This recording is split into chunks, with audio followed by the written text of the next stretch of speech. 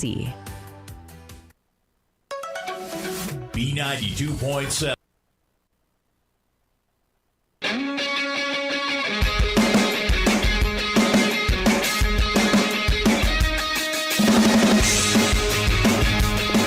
And welcome to the Red River Grain pregame show, serving the local farmers since 1986.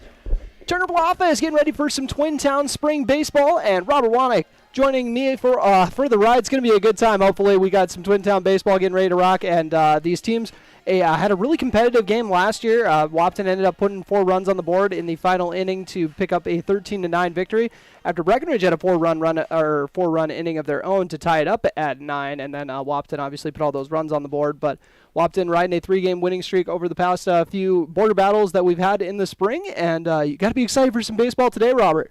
We've only had one win so far on the broadcast schedule of the split with BW softball. Still looking for our first baseball win, and no matter what happens today, we're going to come out. Somebody's going to be a winner. There you go. That's the beauty of covering the Twin Town rivalry games. You're going to go home happy either way if you're just a fan of the Twin Town teams for sure. So let's dive into our Red River Grain pregame show with our power poll ranking brought to you by Otter Tail Power Company. If you'd like to do the honors, Robert, as you're the only one who's done any baseball this year, so I'm just jumping in, just kind of getting my feet wet, but you're already in the thick of it with NDSCS baseball, Wahpeton, and Breckenridge as well, and we're getting you busy this spring. NDSCS kind of a little bit further along in the season, so the power poll is kind of light here. We don't have a lot to go off, so we'll just focus on the north side of Section 6A for the Breckenridge Cowboys. 4 teams at the bottom are combined 0-8, so we just have the top 4 on your YouTube screen. Long Prairie Gray Eagle, they're number 1, 6-0. All 6 of those wins coming in the section for the Thunder. Parker's Prairie Panthers, they're number 2, 4-1, 1-0 in section play. Brandon Evansville Chargers, 2-1, 1-1 in 6A, and the Cowboys sitting there at number 4, 2-2. They lost their season opener to Uppsala Swanville. That's their only game played in 6A. Power Poll is presented by Otter Tail Power Company. On for conservation. We'll jump right into the EDC side of things here. They've kind of split it up into 2 leagues this year. American League is Fargo North, Grand Forks Central, Red River, Wahpeton, West Fargo, and West Fargo Horace. And the NL is Devils Lake, Fargo Davies, Fargo South, Shanley, Valley City, and West Fargo Cheyenne. I didn't take too long of a look at it, but the way it worked is games against one league count as just a single game, and then you play a non-counter. I think games in your own league is you play one game, but it's a double counter. Gotcha. So that's why they split it. So Fargo South is 6-2, Davies 7-1. South with a slight edge in the conference, though. West Fargo Horace 7-2, Red River 6-1. The Packers at West Fargo High, they're 4-4. Central is 5-2, picking up 2 of those wins against Wahpeton. Cheyenne is 5-3. They no-hit Wahpeton in the season opener. The Huskies are 2-4 in the EDC because that one win over Valley City was a 2-point win, so a big one here at home. And Devils Lake 2-3, Shanley 1-4, Valley City 0-2, and Fargo North 3-5 overall, but winless in the EDC. So Wahpeton, they are 5 up from the bottom, and with room to move towards the top. So by no means doing too bad. It was 6-4 and 5-4 against Grand Forks Central. Up in Grand Forks Central, a pair of losses for the Huskies. And they're in the American League, so they can have a DH, right? What do you think of the names? I have to ask before we kind of move on. I got to ask about the American League and National League copied from the MLB over to here in the EDC. I don't know if the EDC's got a marketing department because it could get a little bit more creative, but I love the red and blue color coded schedule that they have on the EDC website for AL and NL. So I guess it's pretty neat. It's something new, and spring baseball, it gets to be a drag. So anything to switch it up a bit, it's always fun. They should have brought in some more directions into it. They could have been the Northeast, the Southeast. If they could have split it up that way geographically somehow, we could have figured that out. And then put all the bad teams in the AL Central. Ooh, that could be good. We're on to something here. I think we're sending a lot of pitches along their way, along with maybe name changes. We shall see. Yeah, we'll figure out who's going to be the White Sox of the EDC this year. Ooh, excited. What part we got next? We're wrapped up with the power poll ranking? Let's jump into the first State Farm stat report presented by Matt and Amanda Frederick. We'll take a look at the team comparisons, then we'll look at the team stats, then we'll take a break, come back with individual stuff. But right off the bat, let's just compare these two squads. Turner, Huskies hitting 229, the Cowboys over 100 points higher. They are really raking lately, 333 average. Huskies getting on base, 362. Cowboys getting on base 45% of the time, 458 OBP. 4 extra baggers for the Huskies. The Cowboys have racked up 10 extra base hits, so the offensive advantage on paper goes to Breckenridge. Pitching staffs pretty evenly matched here. 4.6 ERA for Wahpeton, 4.87 for the Cowboys. Wahpeton just a 214 batting average against. Breckenridge just a 234 batting average against. Hard to imagine that they're giving up as many runs as they are. We'll get to the reason why next. 837 fielding percentage for the Huskies. You want to be around that 900 mark, maybe just below. 17 errors, but the Cowboys, 798 fielding percentage. So oh, boy, room for improvement. Bad news, Breckenridge Cowboys in the field. I hate to say it, but Jack Heidemann would definitely agree with me. 21 errors for the Cowboys, so 38 errors combined. Over a stretch of 4 games for each team. Might want to throw that in there. So we can do the math here. 4 errors a game for the Huskies at this point, and 5 errors a game for the Cowboys at this point. So we'll see how that gets cleaned up here. We shall see. I don't know if there's anything else we want to dissect from there, as well as I know we could also look back to give the listeners a reminder of the schedules as well. Just for context, Wahpeton coming to this one 1-3 with the victory over Valley City, a pair of losses to Grand Forks Central, and then a loss to a very good West Fargo Cheyenne team in the opener. We talked with head coach Andrew Lundsetter about that in the coaches show this last Saturday, and kind of talked about just shaking off some cobwebs there in the opener, trying to figure some stuff out there, and then obviously the big win against Valley City as well. And then Breckenridge just coming off of a very nice doubleheader sweep over Barnesville after a pair of losses to open up the year. So I'd just like to give a little bit of context there, as far as what they did to get into this point, just to go along with the stats, of course, at this point. But if you want to do another move or for the State Farm stat report, if you got another one for us. Yeah, let's get to the individual stats in a second. Let's actually pull up that Barnesville game since you're on topic there. The Cowboys just exploded offensively. The Armitage brothers, incredible. Gabe Armitage, 2 for 5 with a double, 3 runs, 2 RBIs, and that's coming out of the bottom of the order. And Paul Armitage, 4 for 5, a double, 3 runs, 7 runs driven in that doubleheader. Riley Kappas, 1 for 3 with a double, 2 runs, an RBI, and a steal. Logan Church, who's been a great table setter for the lineup, a lefty at the top of the order, 2 for 7. He scored 4 times, 2 RBIs, and a steal. And Trey Vogelbacher, 3 for 6, 4 runs scored, 4 RBIs. And last graphic we'll flash here before we play a couple of our sponsors for you guys. Let's talk about Paul Armitage in this one. Paul Armitage or Paul Bunyan? I mean, that kid was up there taking his chops last week. If you're not tuned into KBMW News Live YouTube, flip it over. That man's got an axe in his hand, and he's been swinging a hot bat lately. Game 1 against Barnesville, 16-6. That ended in 5 innings. 3 for 3 with 7 RBIs. All of those RBIs in the doubleheader coming in Game 1. He had a double to the warning track, bases clearing double with the wind blowing in about 15 miles an hour, and that just shows you what this can do. So Paul Armitage, he's hoping to button up the flannel again today, chop down some trees against the Wahpeton Huskies. Well, AI has made this world so much better. We'll just throw that out there. So if you guys are watching on the YouTube stream, you missed out. Make sure to go check that out. That's been my favorite graphic we've got of the spring so far. And we got some more graphics coming your way on the Red River Grain pregame show. We'll take a quick break here before we loop back and dive into your we'll do starting lineups, maybe not when we come back, but starting lineups later on in the show, keys to the game, all that good stuff on the Red River Grain pregame show, serving the local farmers since 1986. Twin Town baseball coming your way. First pitch set for 5 o'clock on AM 1450 KBMW.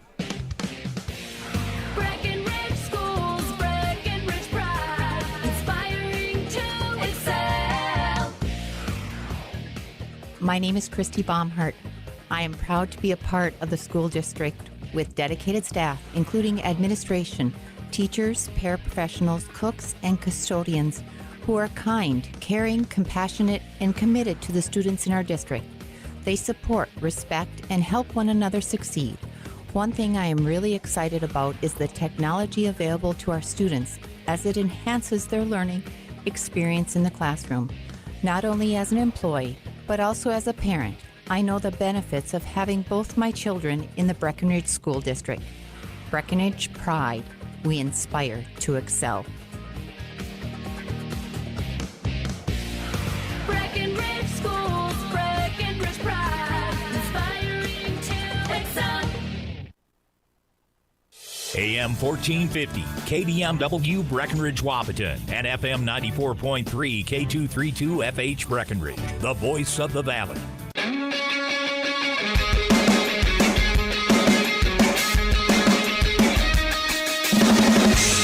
And welcome back to the Red River Grain pregame show, serving the local farmers since 1986. And we got some more stats to run through. So we'll got a part 2 coming your way of our State Farm stat report, brought to you by the local State Farm agents, Matt and Amanda Frederick. And I don't know how you're going to follow up Paul Bunyan Armitage, but we're going to try. Well, we got shots fired. Another guy who takes some Bunyan hacks. Madison Nelson Kira commented on the YouTube stream, give me one at-bat against Turner. I'm going deep. Oh, that's big talk, and he's right. That's the big thing. It would come his way about 40 miles an hour, so I'm thinking he could crank that pretty good. With Maddie's power, oh my goodness. Shout out to former post-20 state champion Madison Nelson Gira as we move into the second half of our State Farm stat report. Thanks to Matt and Amanda at State Farm, like a good neighbor. State Farm is there. Let's open up with the Wahpeton stats this year. Rylan Flack, just a sophomore. He's 5 for 10 on the season. You do the math. 500 average, 2 runs, and an RBI. Carter Hockert, affectionately known as Bob Hockert, so we'll probably go between his alias and his birth name today. 333 average, a trio of runs, 2 RBIs. Aiden Hendrickson, 300 with a run and 4 RBIs. Eli Kappas, 300 average, 3 runs, 4 RBIs, and just excellent command of the batter's box. That guy knows how to work an at-bat.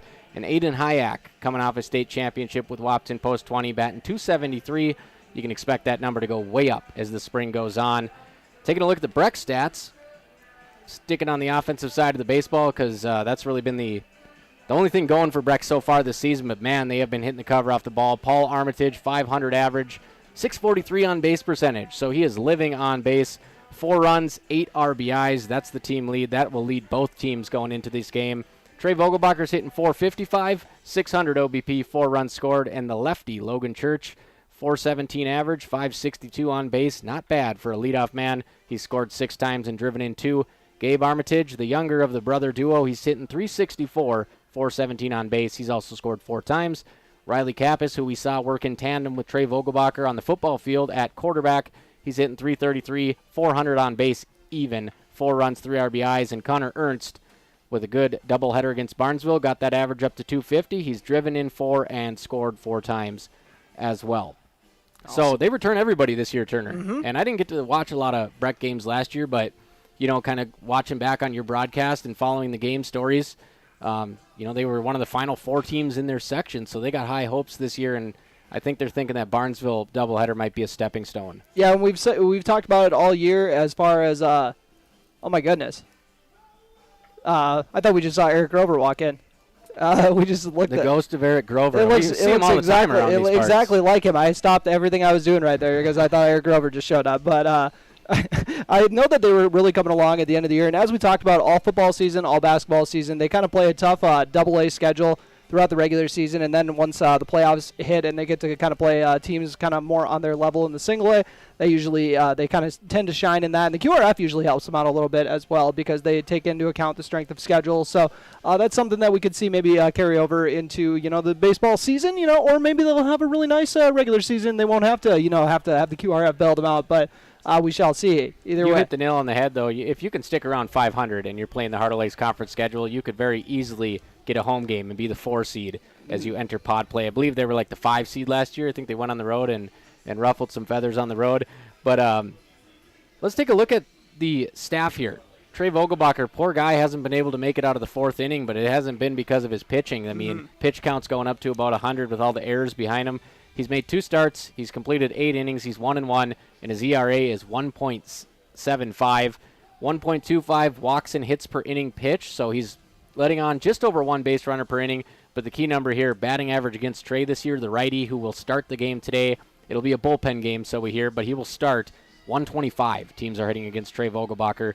So he is their shutdown ace, and he's followed up in the rotation by Logan Church, who went 6 innings in relief against Barnesville in Game 2. So they dug into the junk baller who throws nothing but 50-mile-an-hour curves. He gave up 4 hits across 6 innings, 1 earned run, walked 2, struck out 2, and kind of like R.A. Dickey when he won the Cy Young with the Toronto Blue Jays. He was a knuckleballer, but not a lot of strikeouts, just a lot of soft contact because you can't square that thing up when it's spinning a million miles an hour. So Logan Church, they go righty-lefty at the top of the order, and we'll probably see him a little bit today as well. Yeah, but it's good to spotlight all the pitching that we're going to get because, once again, for the listeners who maybe just joined into the broadcast, the Cowboys have 4 games this week. They got a game today, another one tomorrow against DGF, and then they got a doubleheader on Thursday against Pelican Rapids. So we're kind of – this one's a bit of a scheduled bullpen game, but we shall see if, things can change, obviously. We've had coaches tell us that they're not going to, and all of a sudden the pitcher's like, well, we're sticking with them throughout now. So, Yeah. anything can happen, obviously, but it sounds like they're going into it with that mentality. And we're seeing the same thing out of Wahpeton, who probably is saying we'll save our arms for conference play, but yet they're throwing out their guy who's been their most dominant guy so far, and that is the sophomore Rylan Flack.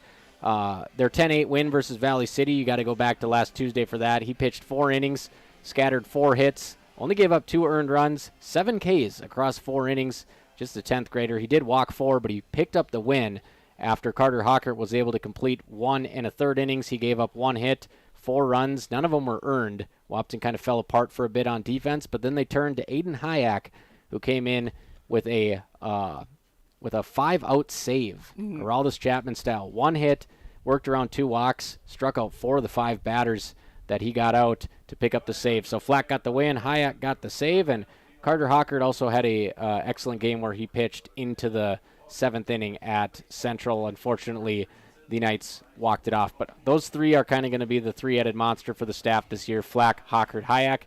And maybe it'll be fun today seeing 3 or 4 guys from each team. But Wahpeton doesn't have another game till Friday. Oh, so So I think what I'm saying is Wahpeton could, hypothetically just stick with one guy the whole time, or if they could go with as many as they want. But they got a winning streak on the line, so let's see. That's true. We'll see how much they're going to be digging into it. But I don't think they have to, kind of worry about saving any arms. But we shall see.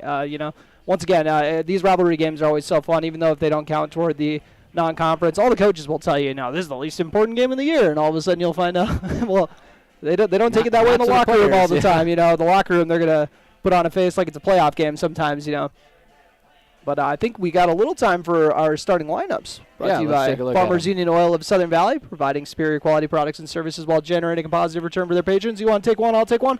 Yeah, I'll take the WAP one because I know you bleed green, so let's start with the visitors. They haven't checked the undershirt under this polo right now. They've got a cowboy one, of course. Yeah, right. It's covering up the tattoo, though. Okay, I got my Wahpeton state champion ring on, even though I never played an inning. Not yet. There's still time. They're the COVID year. Yeah, they're suiting up for that amateur team. You can hop onto that if you still got it in the quads, Oh, yeah, I don't. Well, let's dive into it. You want to run through the Huskies? Sure.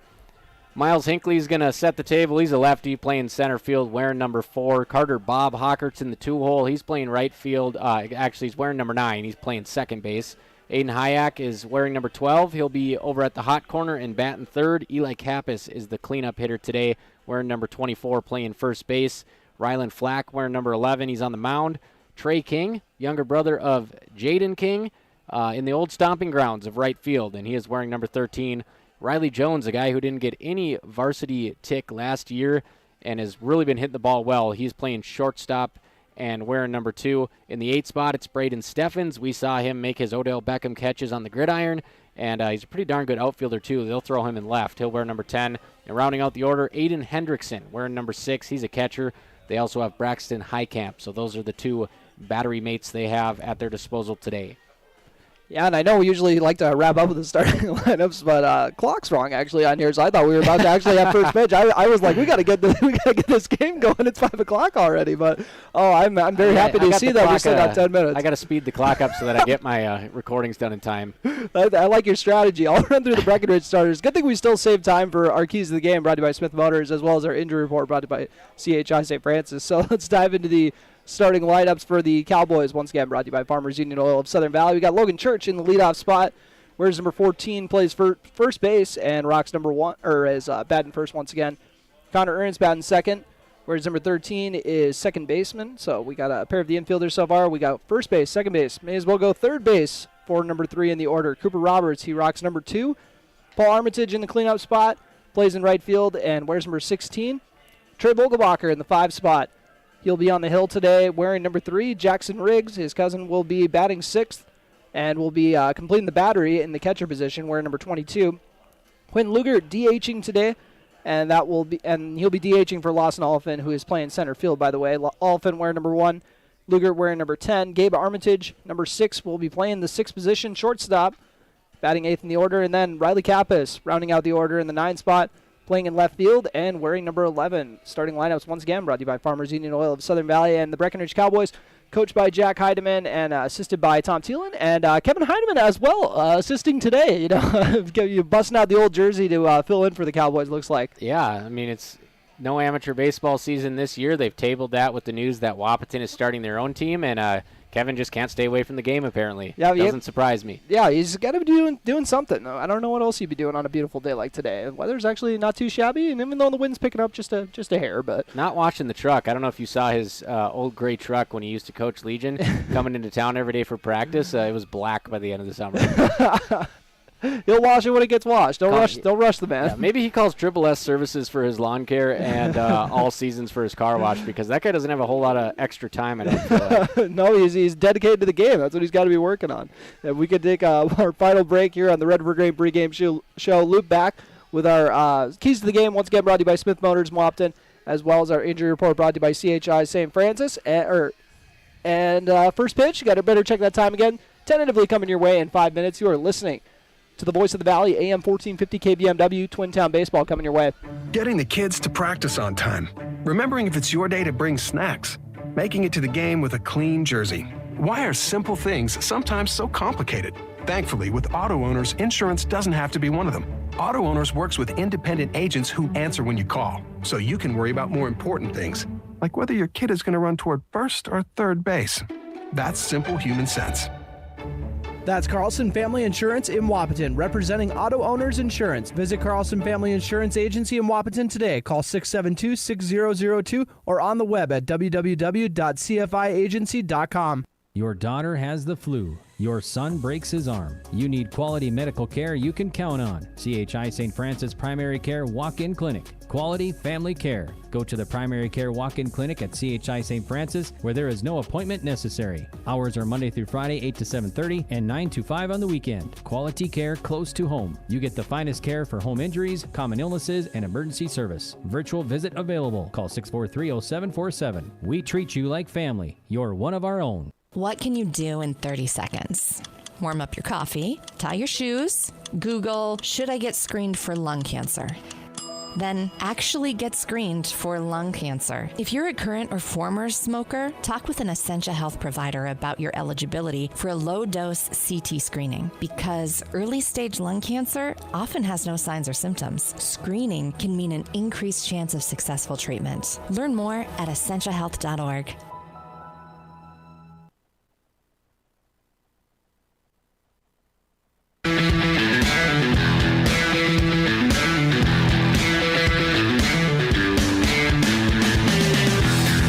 Welcome back to the Red River Grain pregame show, serving local farmers since 1986, and tentatively set for a first pitch at 5 o'clock. I think we're going to be just a hair behind that, as we still have not done the national anthem or the starting lineups. So, I mean, we did the starting lineups here because I thought our pregame show was almost over, but let's dive into our keys to the game, brought to you by Smith Motors in Wahpeton. Small town friendly, big town deals. And what do you got for today, Robert? Someone who's got insight on both of these teams, as you've already broadcast some of their games already. Well, I'd say most important thing is going to be to throw strikes. We were just kind of talking up here with Chris Kappas. Been a lot of kicking the ball around from both teams this year, and spring field conditions at JR, not favorable. This thing does really get prime for the summer months, but it hasn't greened up yet, and it's going to be tough to field a baseball out there. So if you can throw strikes and maybe get a couple punch-outs, it's going to take some pressure off your defense. Usually we say play defense, take pressure off the pitcher. But today I say the pitchers pound that zone, pick up as many Ks as you can, and let your defense relax a little bit, because it's going to be rugged out there, spring field conditions. And the wall needs to green up as well. The wall needs to green up as well. We got those Cadillac white walls going on. Big fan. So toss some strikes, play some error-free baseball as much as possible. Pretty solid keys to the game. Brought to you by Smith Motors, Wahpeton once again. Small town friendly, big town deals. And now for your injury report, brought to you by CHI St. Francis. And for the Breckenridge Cowboys, I don't have any injuries listed for any guys out that normally be in the lineup. Looks like they are coming in injury-free. I don't know about what your Huskies are looking like, Robert. Looks like the Huskies are still looking pretty fresh here. No word of anybody being dinged up yet, and all the pitchers seem to be getting loose. I haven't heard of anybody being limited with any arm issues so far in a cold spring. Now, early in the season, so, ideally everyone's going to stay this way. Hopefully it's going to be healthy all the way for both of the teams, and for the rest of today, too, as we get ready to get set up for the national anthem and the starting lineups as well. we'll continue to chug along, and hopefully we'll be back with your first pitch. We'll be wrapping up the Red River Grain pregame show, once again serving the local farmer since 1986. Or we'll be coming back here to let you know how close we are to the first pitch. We shall see. As I'm still kind of getting into the rhythm of how these things go before they get kicked off. Well, Craig Peterson, he likes to visit, and he's down there on the umpiring crew today. So just give us a couple minutes here, and we'll be back. We got Craig Peterson and Casey Formanek as well as the two umpires in this ball game for this Twin Town affair.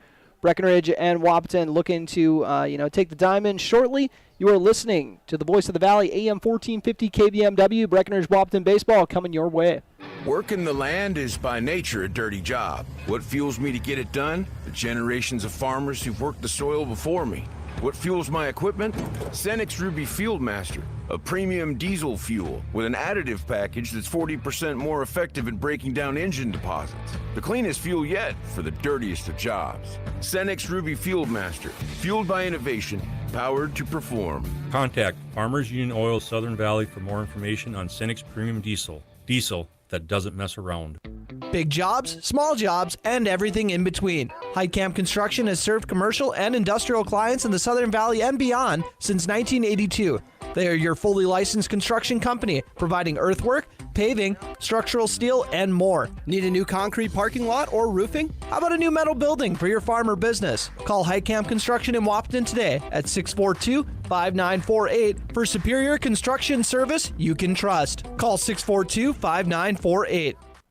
Buying a new home is an exciting experience, but it can be a stressful one too. Miller Realty can help relieve some of that stress with a simple formula of integrity, trust, and most importantly, experience. Their talented team is made up of Guy, Shelly, Jared, Lisa, Melissa, and Stephanie. They've put in the years helping people buy and sell their homes, and they understand this market. Miller Realty is a trusted legacy business in the Twin Towns. Put their knowledge and experience to work for you. Miller Realty in Breckenridge, a lasting tradition of experience, knowledge, integrity, and trust. Find them online at GuyMillerRealty.com. Minn Kota Egg Products proudly supports the communities we serve by sponsoring the broadcast of this high school sporting event. When a team takes the field, there is nothing like experience you can count on to produce a winning season. Minn Kota has that experienced team, supported by the latest technology, products, equipment, and information to deliver a winning game plan for your farm. Contact our locations in Breckenridge, Barney, Kent, Wyndmere, Wahpeton, and Colfax. Let our team lead you to a successful farming season. North Dakota State College of Science is powered by the strong local connections we have with employers, business partners, program advisors, and local business leaders. We're proud to call Wahpeton home. Find out more about how you or your business can support NDSCS by visiting ndscs.edu. That's ndscs.edu. Getting you back to what you love. We are Optimum Rehab. For over a decade, Dr. Tony Eggeman has provided physical therapy services for the people of Wahpeton, Breckenridge, and surrounding communities. We're a small practice that sees our patients as individuals. Through hands-on techniques, our patients have their treatment plans tailored to their exact needs. Sprains, sore muscles, back pain, achy joints, rehab following surgery, you name it. Optimum Rehab is your answer. When you need exceptional physical therapy, you need Optimum Rehab. What if you could store heat during off-peak hours when electric prices are lowest and use it when you need it? With a heat storage system, you can. Underfloor systems and other options heat your whole home or individual rooms so you can stay comfortable and save. Plus, they're at least 100% efficient, so no energy or dollars are wasted. With Otter Tail Power Company rebates, now's the time to see how you can store, heat, and save. Go to otpco.com/heat storage to get started.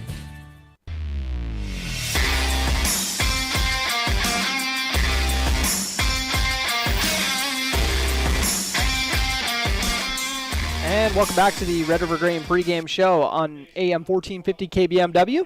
Used to be in on the B, so if I say B92.7 a few more times this broadcast, make sure to it's what I meant, not what I said, just like Kevin Heidemann always says. But wanted to let you guys know we were about to start the national anthem. Just wanted to come on and let you know just in case it ended up being a longer break than we anticipated. So Breckenridge has been announced. Wahpeton now finishing up their starters being announced. So Once again, taking a break for the national anthem. We'll return with your first pitch on AM 1450 KBMW. Breckenridge and Wahpeton playing their annual spring border battle game.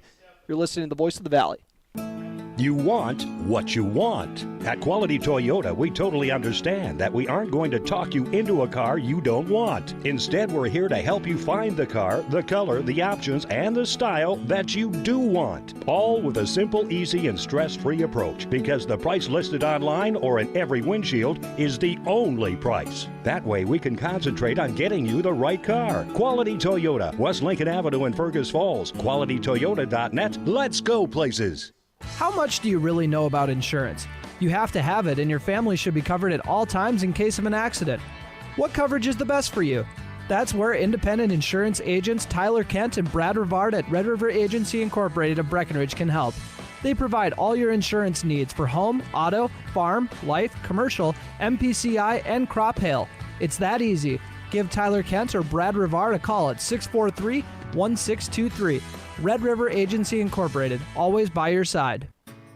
No matter what time of year, a farmer's relationship with Red River Grain never changes. Red River Grain works shoulder to shoulder with area farmers, providing grain and agronomy services to help maximize your farm's potential. Red River Grain has been serving farmers for years with competitive prices and high-quality service. Speak to Brad, Carson, or Tammy for all of your grain and agronomy needs. Red River Grain, East Breckenridge, 643-3738. That's 643-3738, or you can find them online at redrivergrain.com.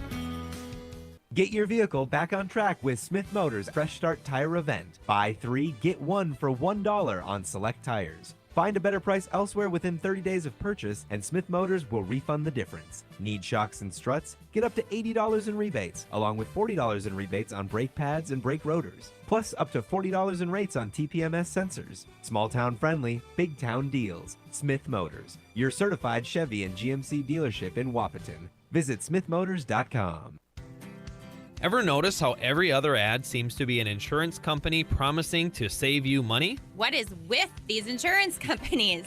Hi, this is Matt. And this is Amanda. And we're your local State Farm agents. We're here to debunk all the insurance junk. What do you really need to know? What is a fair and competitive price? Let us make sure you are getting the best bang for your insurance dollar. And find out why State Farm has been around for over 100 years and remains number one today.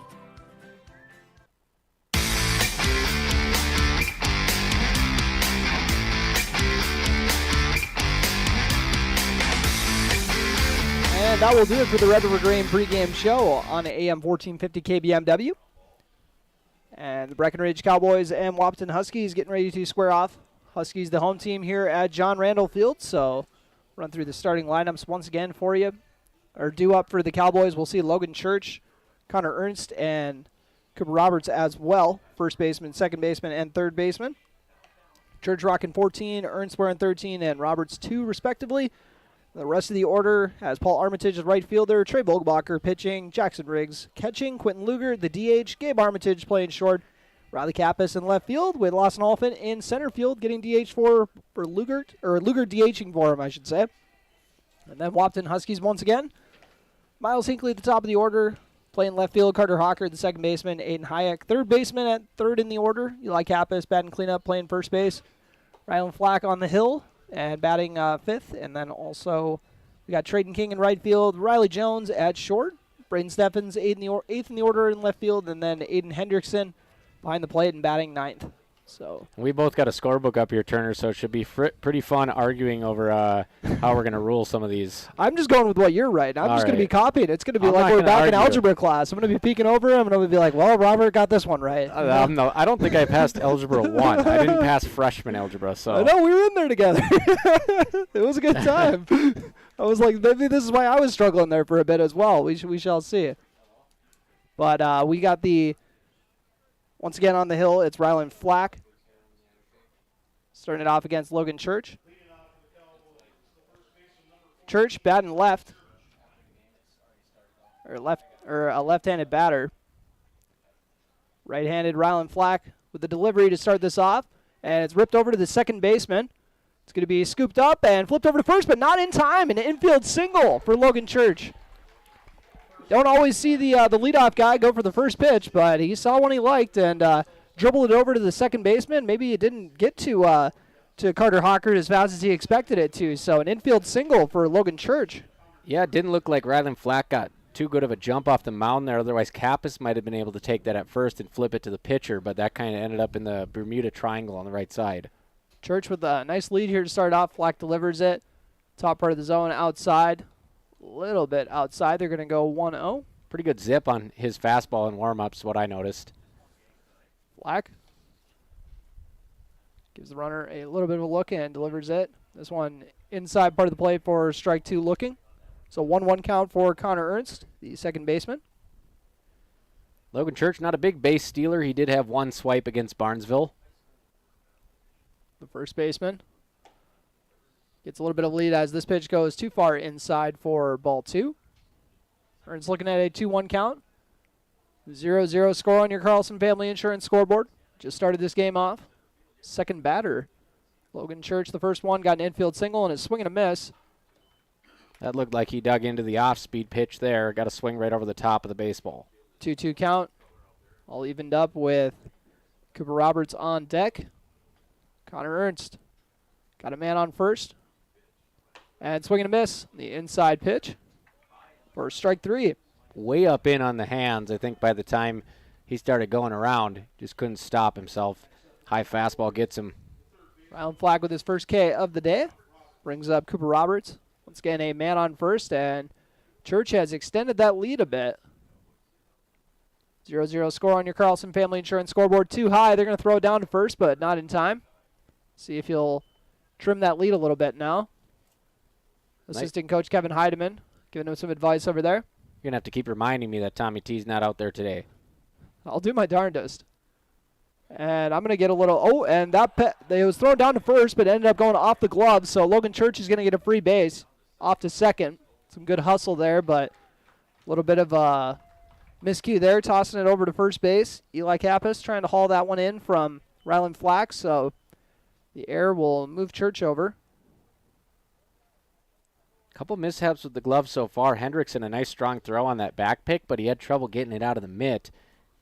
And then Kappas lets that one bounce off the webbing. Cooper Roberts now the man in scoring position, swinging a miss. Kind of the same spot that got Ernst on the strike 3. So they must have found a spot that him and his catcher like.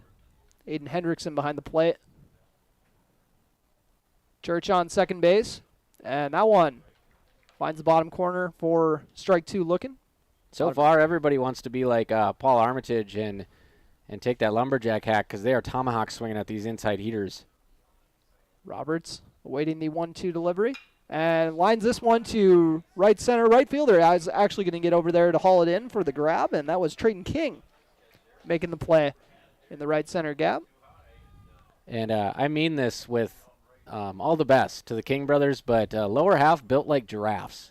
Huge, long, powerful legs. And Trayton King just kind of gliding over there effortlessly. That looked like it might be a double, and he got on it no problem. Is that why Jaden was Big Bird? That makes more sense now.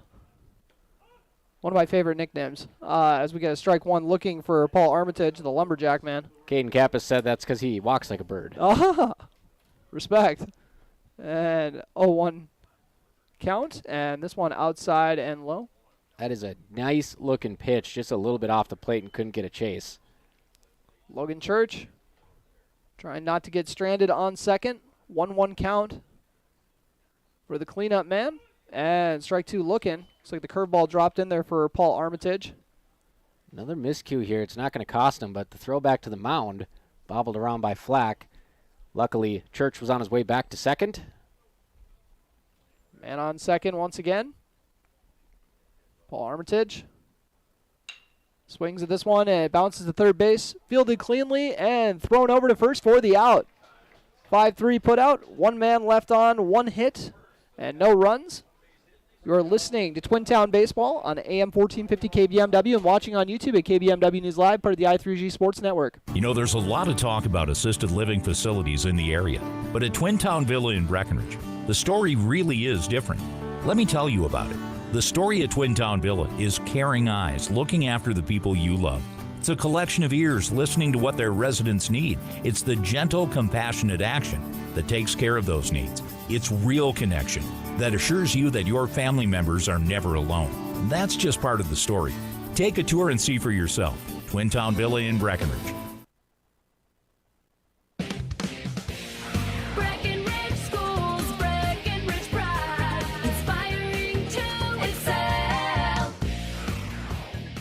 My name is Christy Baumhart. I am proud to be a part of the school district with dedicated staff, including administration, teachers, paraprofessionals, cooks, and custodians who are kind, caring, compassionate, and committed to the students in our district. They support, respect, and help one another succeed. One thing I am really excited about is the technology available to our students as it enhances their learning experience in the classroom. Not only as an employee, but also as a parent, I know the benefits of having both my children in the Breckenridge School District. Breckenridge Pride. We inspire to excel. Breckenridge Schools, Breckenridge pride, inspiring to excel.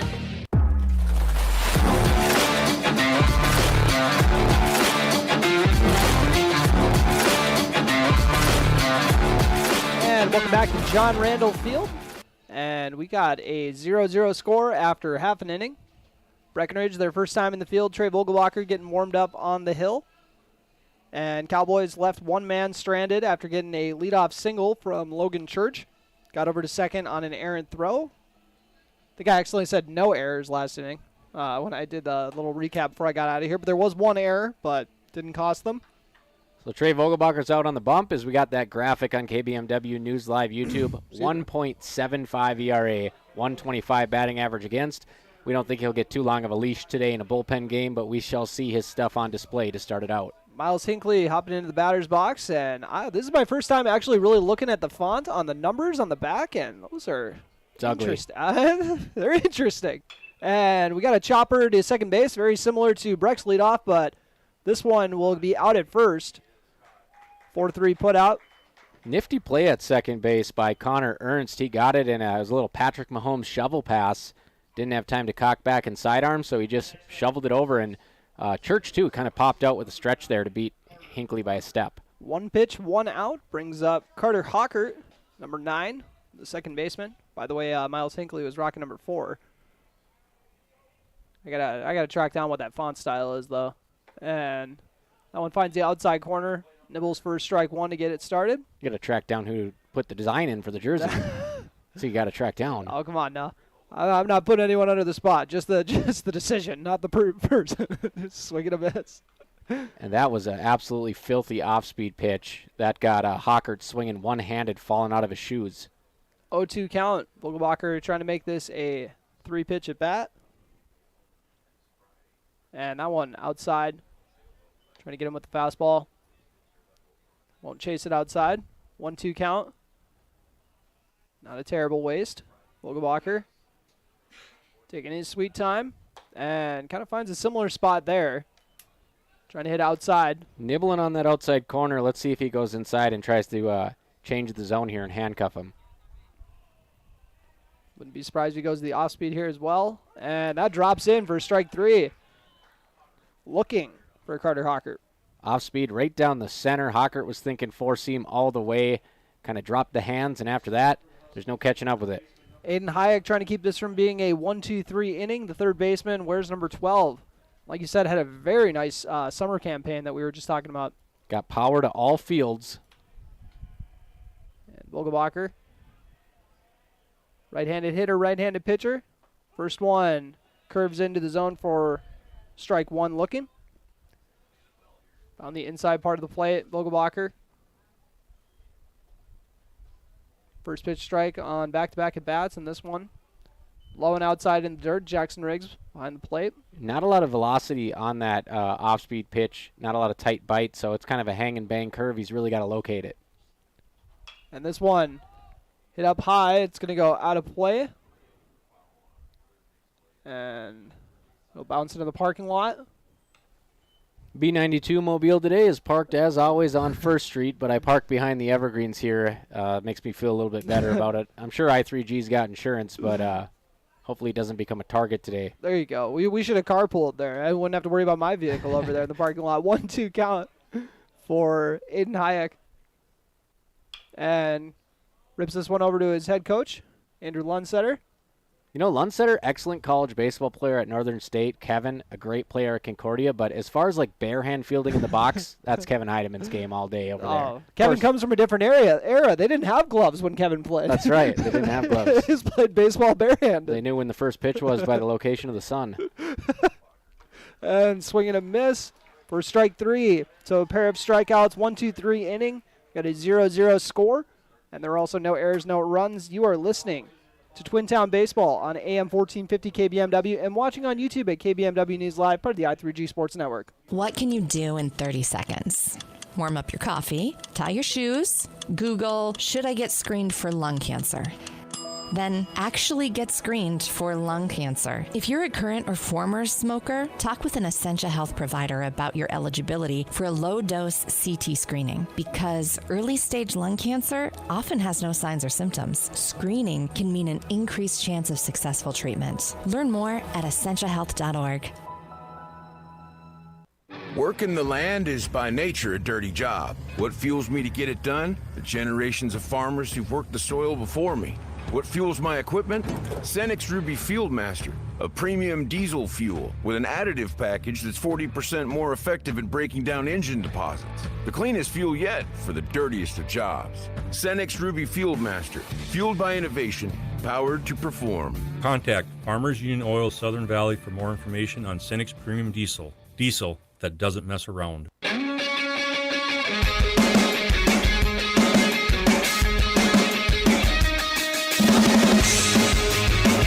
Welcome back to John Randall Field. 1 inning played, no runs scored. Breckenridge left one man on, but Wahpeton had a 1-2-3 inning. Trey Bolgebacher fanned a pair of batters already, and now he's going to step into the batter's box for his first go-around.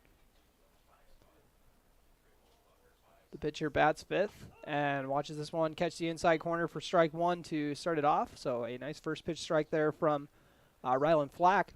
Talk about keys to the game, pumping the zone and getting Ks. Flack threw 10 of 14 pitches for strikes in the opening inning as he just kind of loses the grip on that one at the backstop. Yeah. We'll try to give the guy his flowers, and all of a sudden he's going to throw one right at someone's feet. So, ball 1. 2 Ks apiece in the first inning for these teams.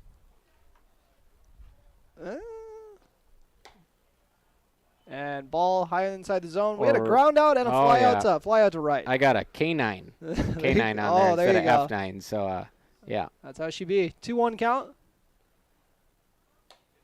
Swinging a miss there from Vogelbacher. That's why we said we were both going to keep stats. You know, keep some checks and balances here. 2-2 count. Vogelbacher trying to avoid that second strikeout for Flack as this one is popped up to right field. It's kind of in a weird spot, though, between the second baseman and the right fielder, and it's going to drop for the hit. A little bit of trouble over there. And it looks like it's one of those things where it's hindsight's 20/20, but it looks like the first baseman actually had the best play on that now. Yeah, Hawker carried that a little bit. Hawker over at the Keystone, he's got to cover that ground behind first base, and he's got to keep on going out until King calls him off. And Hawker kind of gave up on that ball, and it's a long way for the right fielder to run. So Trey Vogelbacher with a single to open up the second inning. A little bit of deja vu for the Cowboys, getting a little bit of luck there, but still getting a hit. As this one outside the zone for ball 1. Riggs, he's behind the plate today. Jackson Riggs into the batter's box. And my first flinch of the day. This one fouled off. And Riggs, we'll see if they test his arm today. He's probably mid-80s arm strength behind the plate. Can throw a runner out from his knees, so we might get some fireworks on defense from the Cowboys. 1-1 count for Jackson Riggs, and this one ends up going right over the head. Some Jim Croce sweet chin music. Looked like the curveball didn't exactly break how it was supposed to. Ended up going above the batter, and Flack checks over to first base on the runner, and swinging a miss here from Riggs to even it up at 2-2. Just a bit behind Flack's fastball so far, and again, this is a guy that they haven't seen his first real varsity run here, so kind of using the unknown against the Cowboys. DH Quentin Lugert on deck for the Cowboys as Riggs is going to pop this one up to the third baseman. Infield fly.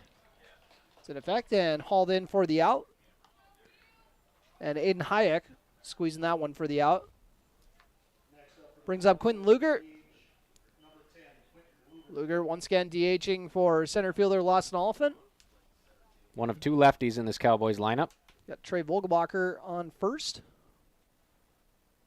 He's getting a little bit of a lead, and they're going to check it down.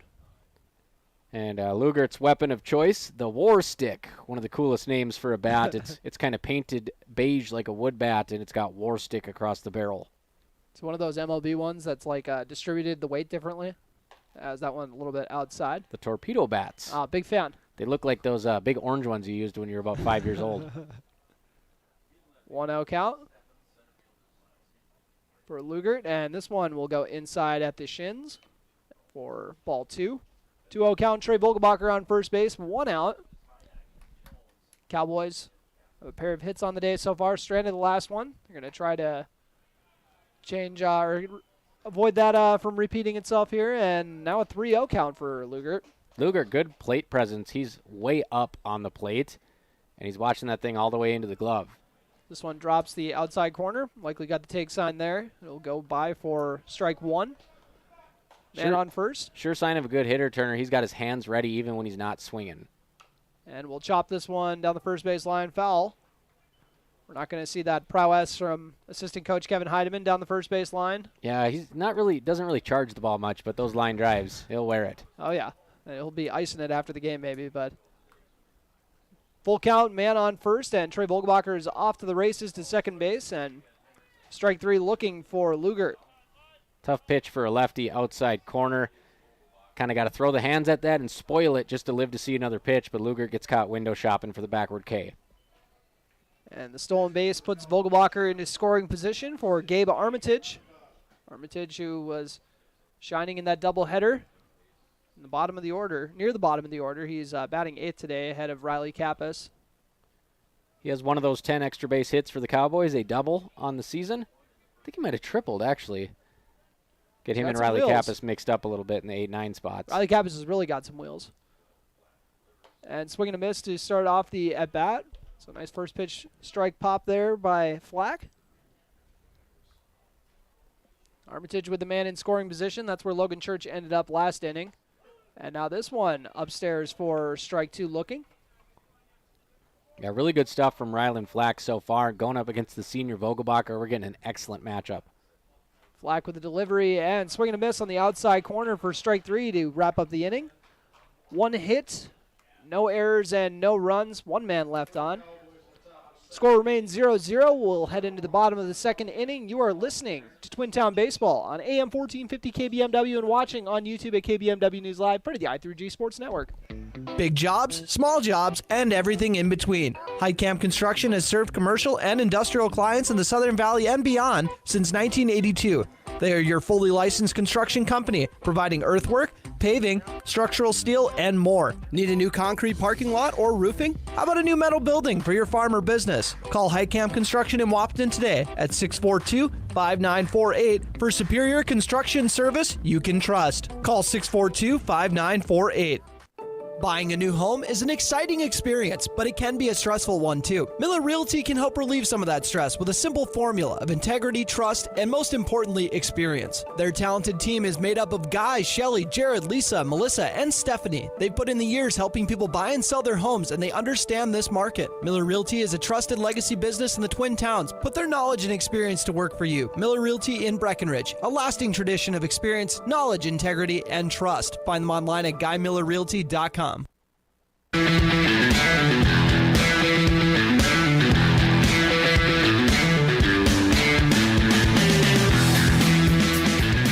And welcome back for the bottom of the second inning here at John Randall Field. Trey Vogelbacher still on the hill for the Cowboys. Got left stranded on second base when he was up to bat for the Cowboys after getting a bloop single. Due up for the Huskies to start off the second inning. After going 1-2-3, we'll start off the cleanup hitter, Eli Kappas. They'll be followed by Ryland Flack and then Trayton King. Eli Kappas is a guy who can get on in a variety of ways. He just can command the batter's box. He'll wear a pitch if he has to. We actually saw him get hit in the face during Legion, unfortunately. But his on-base percentage, even when his average is down, his OBP is typically right around 400. Tougher than me. Tougher than most of us after watching that one. Oof. Vogelbacher must be thinking about that too. He's trying his best not to hit him. Throws it outside and low in the dirt. A big year for Eli here. He's got the power swing. Now he's going to get a full chance to show it off. Vogelbacher, the 1-0 delivery and swing and a miss. Going for that inside corner. There's that hack there. Took a big cut at that one. 1-1 count. Vogelbacher looking to grab his third strikeout of the day. And this one outside and in the dirt. Briggs going for the hockey kick save there with nobody on base. And Minnesota Wild, they fell last night 4-2 in the first round of the NHL playoffs. I think they had lost all their games to the Knights in the regular season, so I don't know. The optimism wasn't 100% there, but yeah, inside kind of a Minnesota thing, Turner. I'm sorry. Yeah. I know the Wolves are playing tomorrow. Your anticipation is probably through the roof. Oh, I'm especially after that Friday night game. That was ridiculous. But if you expect the worst, you can't really be disappointed. So Vogelbacher will throw this one outside for ball 4. So Wahpeton has their first base runner, Eli Kappas. That's what I'm talking about. Takes That's his what base. Eli Kappas does to you. You either throw it in the zone and let him hit it, because if it's outside of the zone, he knows it, and he just spits on all those pitches and not chasing anything. Inside, outside, high, low, very disciplined. Rylan Flack steps into the batter's box. Number 11. He's got a few strikeouts already on the hill. 3 of them so far. And that one high and inside for ball 1. Couple misses so far at the letters are higher for Vogelbacher. Let's see if he can get that follow through down here. Trey Vogelbacher checks over to first. Fires home. And fastball right down the pipe. Evens up at 1-1. Now, Eli Kappas, not one of the threats to steal on this team, but Trey Vogelbacher with a slide step home that really neutralizes the running game of a lot of the teams he faces. Vogelbacher delivers home, and that one, nice bender inside, or finding the inside corner. 1-2 count. Checking the man on first. Looking for the payoff pitch. And this one, line to center field, Lawson Oliphant comes up right away and then realizes he was pretty much right where he needed to be. Hauled in for the out. So 1 out, 1 man on. Trayton King stepping into the batter's box. Good Right solid fielder. contact by Rylan Flack there. Just kind of got it hung up in the air, and Lawson Oliphant, textbook, took 2 steps back. Got a good measure on it. That looked really good off the bat. We still haven't had my my signature first baseball game of the year. Get way too excited for a pop-up. It's coming. Yeah, it'll be here soon, I'm sure. First pitch is lined over down the third base line, and they're going to say it's a foul ball. Not by much. One of the Wahpeton players will haul out of the dugout to run on down there. It's a good thing they painted the green monster here, the batter's eye green. Otherwise, we might get nothing but strikeouts today because, man, you cannot see a baseball against that white wall. 1 count.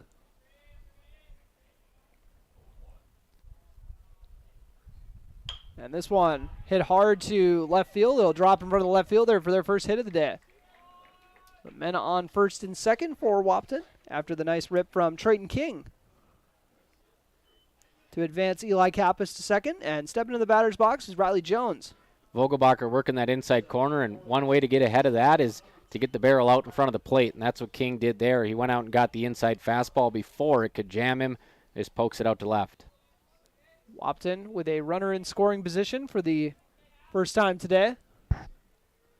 Vogelbacher checks that runner, and they're going to show bunt, but outside and in the dirt, Jackson Riggs will keep it there and keeping the runners in check in the process. 1-0 count. We'll see if Breckenridge is going to adjust how they're set up. Jones taking a lot of time here to get the signs. He does dig back in. Left-handed hitter for Wahpeton. Gets a little head start if he does bunt. That one too low in the zone for ball 2. 1 out here in this Wahpeton Breckenridge spring baseball game. And this one fouled off into the Breckenridge dugout down the first base line. And these are two teams that, didn't get to have their summer meeting. because the 4th of July game got rained out last year, if you guys remember, or last summer. So. First time ever. I believe they said like 20 meetings total, a dozen since it's been the Stars and Strikes border battle. Yeah, it is kind of crazy that it kind of never happened, with how unpredictable the weather is in this part of the country. And this one is they're going to try to bunt it, and it's going to go into the Wahpeton dugout. We got some family lineage here between the battery mates for you folks who aren't familiar with Cowboy Country. Trey Vogelbacher and Jackson Riggs. Uncle Trey, if my memory serves me correct, right? No, or is it Uncle first Damon? Cousins. Damon's the uncle. Yep, right. yep. There's just so many Smiths, and the Smith family tree branches out a long ways in this area. That was the probably the only backcourt I ever covered where it was a nephew and an uncle when Damon and Jackson were teammates, as this one's fouled off. Jackson Riggs doing a pretty good job so far on the AAU circuit this summer as well. Certainly excited to see him take the court next year for the Cowboys. Trey Vogelbacher checking the runner at first. Delivers home, and the 2-2 is lined to right field, where it is hauled in for the Owl Paul Armitage, making the play in right field. Too shallow to tag on that one. Yeah, I got a little thought he maybe misjudged it a little bit right there right away, but apparently he was right where he needed to be. So Riley Jones flies out to right field, brings up Braden Steffens, number 8 in the order. Men on first and second. Wahpeton and Breckenridge, both of them still scoreless here on your Carlson Family Insurance scoreboard.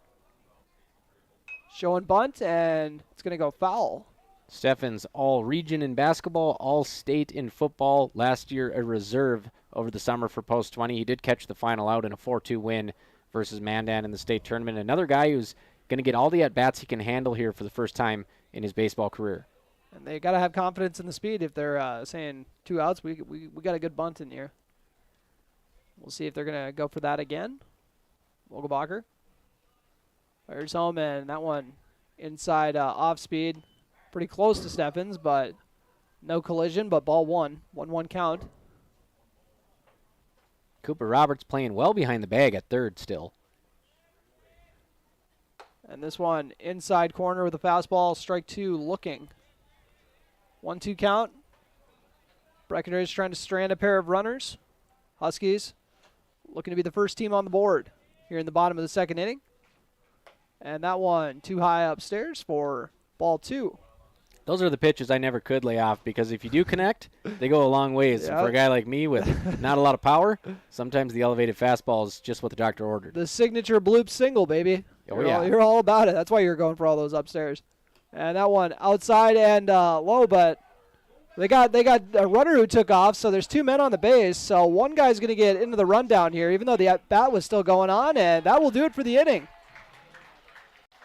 So they kind of misjudged what the count was, and King took off to second base thinking that it was a walk, but ended up getting himself into a rundown instead. So that is how the second inning will end. Bit of a mental miscue there, but we'll call that a kerfuffle? Is that what it's called? Yeah, it got into a kerfuffle, that is for sure. But we got a 0-0 score after 2. You are listening to Twin Town Baseball on AM 1450 KBMW. Minn Kota Egg Products proudly supports the communities we serve by sponsoring the broadcast of this high school sporting event. When a team takes the field, there is nothing like experience you can count on to produce a winning season. Minn Kota has that experienced team, supported by the latest technology, products, equipment, and information to deliver a winning game plan for your farm. Contact our locations in Breckenridge, Barney, Kent, Wyndmere, Wahpeton, and Colfax. Let our team lead you to a successful farming season. North Dakota State College of Science is powered by the strong local connections we have with employers, business partners, program advisors, and local business leaders. We're proud to call Wahpeton home. Find out more about how you or your business can support NDSCS by visiting ndscs.edu. That's ndscs.edu. AM 1450, KBMW Breckenridge Wahpeton, and FM 94.3 K232 FH Breckenridge, the voice of the valley.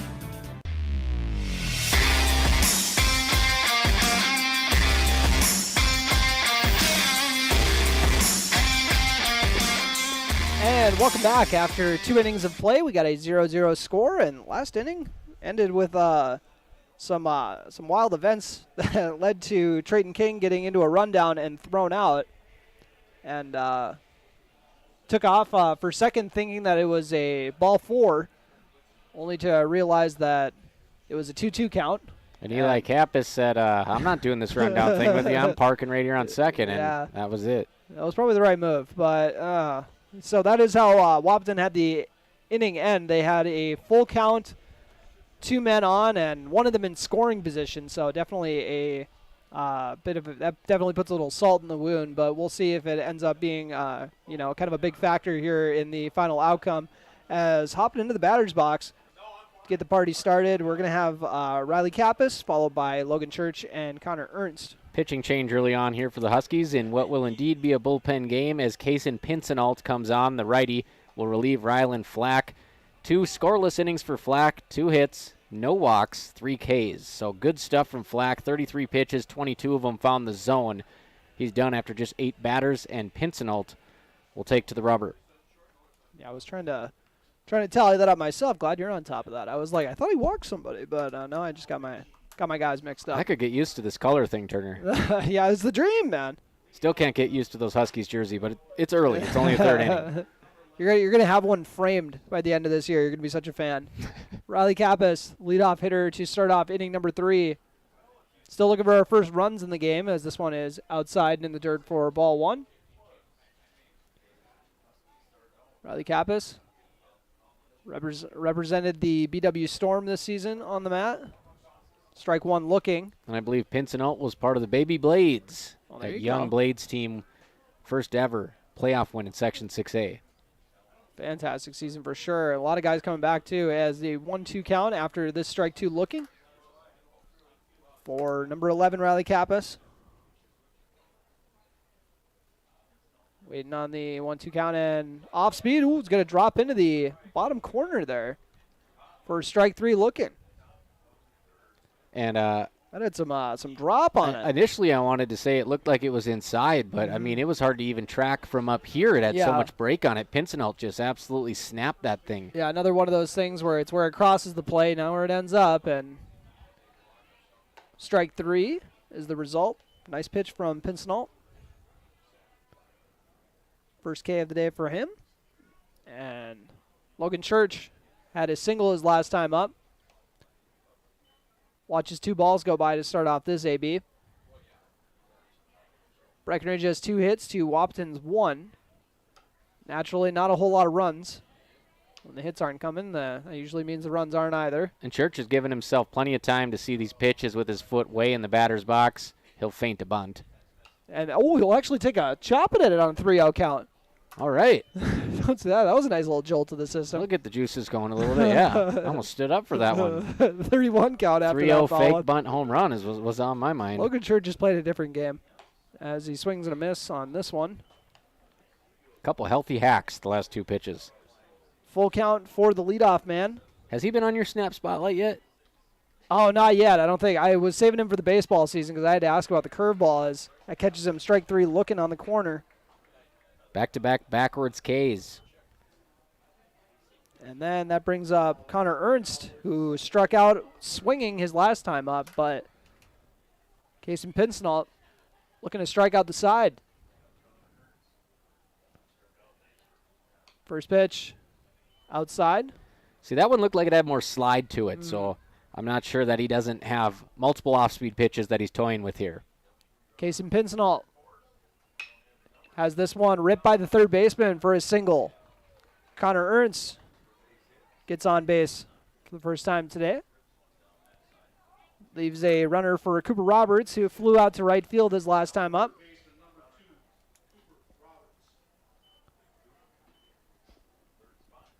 Last time out for Ernst against Barnesville, 1 for 3 with a pair of runs and a pair of RBIs in the nightcap. So he gets another hit there. Gets the lead on first. Roberts at the plate with 2 outs, and they got a pickoff attempt right away. And is this actually no? It is still Connor Ernst there. I was checking to see if he got a courtesy runner for any reason. No, he's a second baseman. Why would he have a courtesy runner? But Pincenalt Checks down to first again, and this one off the mark. That's the second time we've seen a miscue on the pickoff play. This time that's going to be on the pitchers. That one was wide right. Yep. So second error on the squad. Second That error, will- yeah, same variety, just Yep. both on the pickoff. And that's an early season thing, too, that comes with experience and chemistry gelling together are those pickoffs and game action. Well, I'm getting caught in a lie here because I gave the pitcher the error on the first one too. So Oh, well, there's our first argument on the scorebook today. You can have that one. Okay. And this one misses the zone for ball one. After we finally get to it after all the pickoff attempts. Cooper Roberts. Well, does this one find the top outside corner for strike one looking. 1-1 count. 0-0 score on your Carlson Family Insurance scoreboard. Man on second. And that one, it's high when it's right at Cooper Roberts' eyes. Well, it's 6'5" and maybe not done growing yet. Still heading That's into his crazy to senior think. season. That's definitely exciting as well. Don't want to wish time away. Obviously, we still got this baseball season and then the summer too, and we got a pop-up. And Eli Kappas is going to make the play at first and hauls it in for the out. Good use. 2 hands there. Fundamental. The Huskies escape unscathed. 1 man left on. 1 hit and no runs. No errors either, or 1 error. You are listening to Twin Town Baseball. We got a 0-0 score when we come back. You are listening to the Voice of the Valley, AM 1450 KBMW. Getting you back to what you love. We are Optimum Rehab. For over a decade, Dr. Tony Eggeman has provided physical therapy services for the people of Wahpeton, Breckenridge, and surrounding communities. We're a small practice that sees our patients as individuals. Through hands-on techniques, our patients have their treatment plans tailored to their exact needs. Sprains, sore muscles, back pain, achy joints, rehab following surgery, you name it. Optimum Rehab is your answer. When you need exceptional physical therapy, you need Optimum Rehab. What if you could store heat during off-peak hours when electric prices are lowest and use it when you need it? With a heat storage system, you can. Underfloor systems and other options heat your whole home or individual rooms so you can stay comfortable and save. Plus, they're at least 100% efficient, so no energy or dollars are wasted. With Otter Tail Power Company rebates, now's the time to see how you can store, heat, and save. Go to otpco.com/heat storage to get started.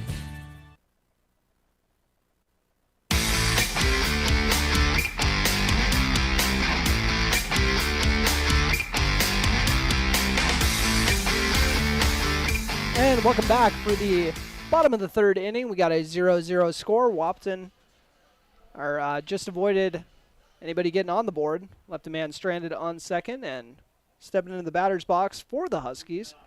We got Braden Steffens. Braden Steffens comes back He'll out. get to do it again. I thought there was an error. I was like, well, it can't be Braden. He was the last guy last time. So fresh count for him. So let's do this again. I'm ready this time. That's what I would say.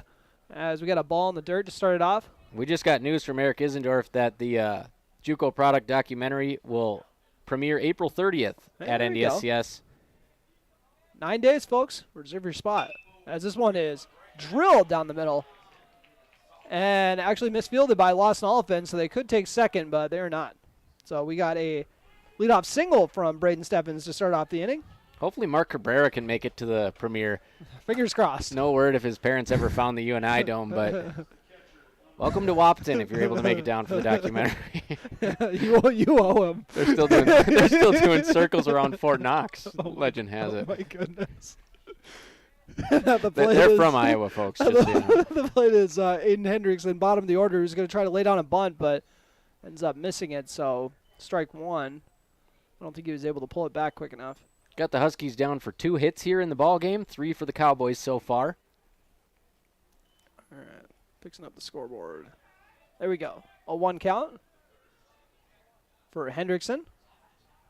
One of the 2 Aidens in this starting lineup. Fired over to first base and not in time. Always good to have a lefty over there at first base because you got your glove on the inside side of the bag, and you can kind of just let that throw carry all the way into the runner.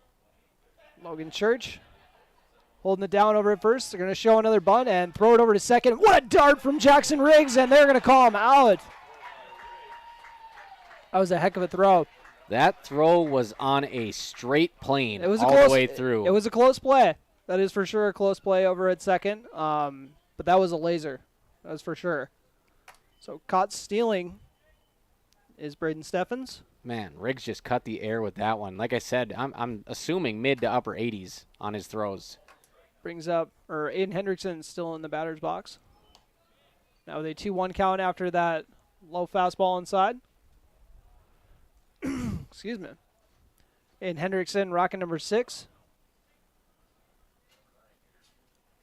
And that one inside. Avoided wearing it. It's interesting on like those pop-up slides there, even if your foot is in, you know, in the MLB, sometimes you'll just pop off a little bit and get tagged too. So that might have happened there as well as he kind of popped up on the slide. 3-1 count. Vogelbacher is going to walk this batter. Aiden Hendrickson takes his base. Vogelbacher, as far as, I believe, given up 3 hits now. Or was it just was that the second one then? 2 hits and let's see here for walks. I got him down for 2 walks as well. Oh yeah, you're right. I only got him for the 2 hits too. I thought he had 2 hits before that one by Stephens. And pickoff attempt over to first, not in time. 1 out. And still 0-0 count for Miles Hinckley, who grounded out to second his first time through the order. And Hinckley homered here last spring to the kink in the right center field fence, deepest part of the ballpark. See if we see that power on this one. Instead, he'll show bunt, and Riggs throwing it over to first when the runner's off to second. Then the throw from first to second will not be in time. So, stolen base for Aiden Hendrickson after the confusion. That's how you got to do it. Pedal to the metal. If you're going and they throw to first, you might as well just put that GPS on second base and don't stop. So he runs all the way through. 0-1 count. Now a man in scoring position with 1 out. So we'll see if we see Hinckley try to lay down a bunt once again.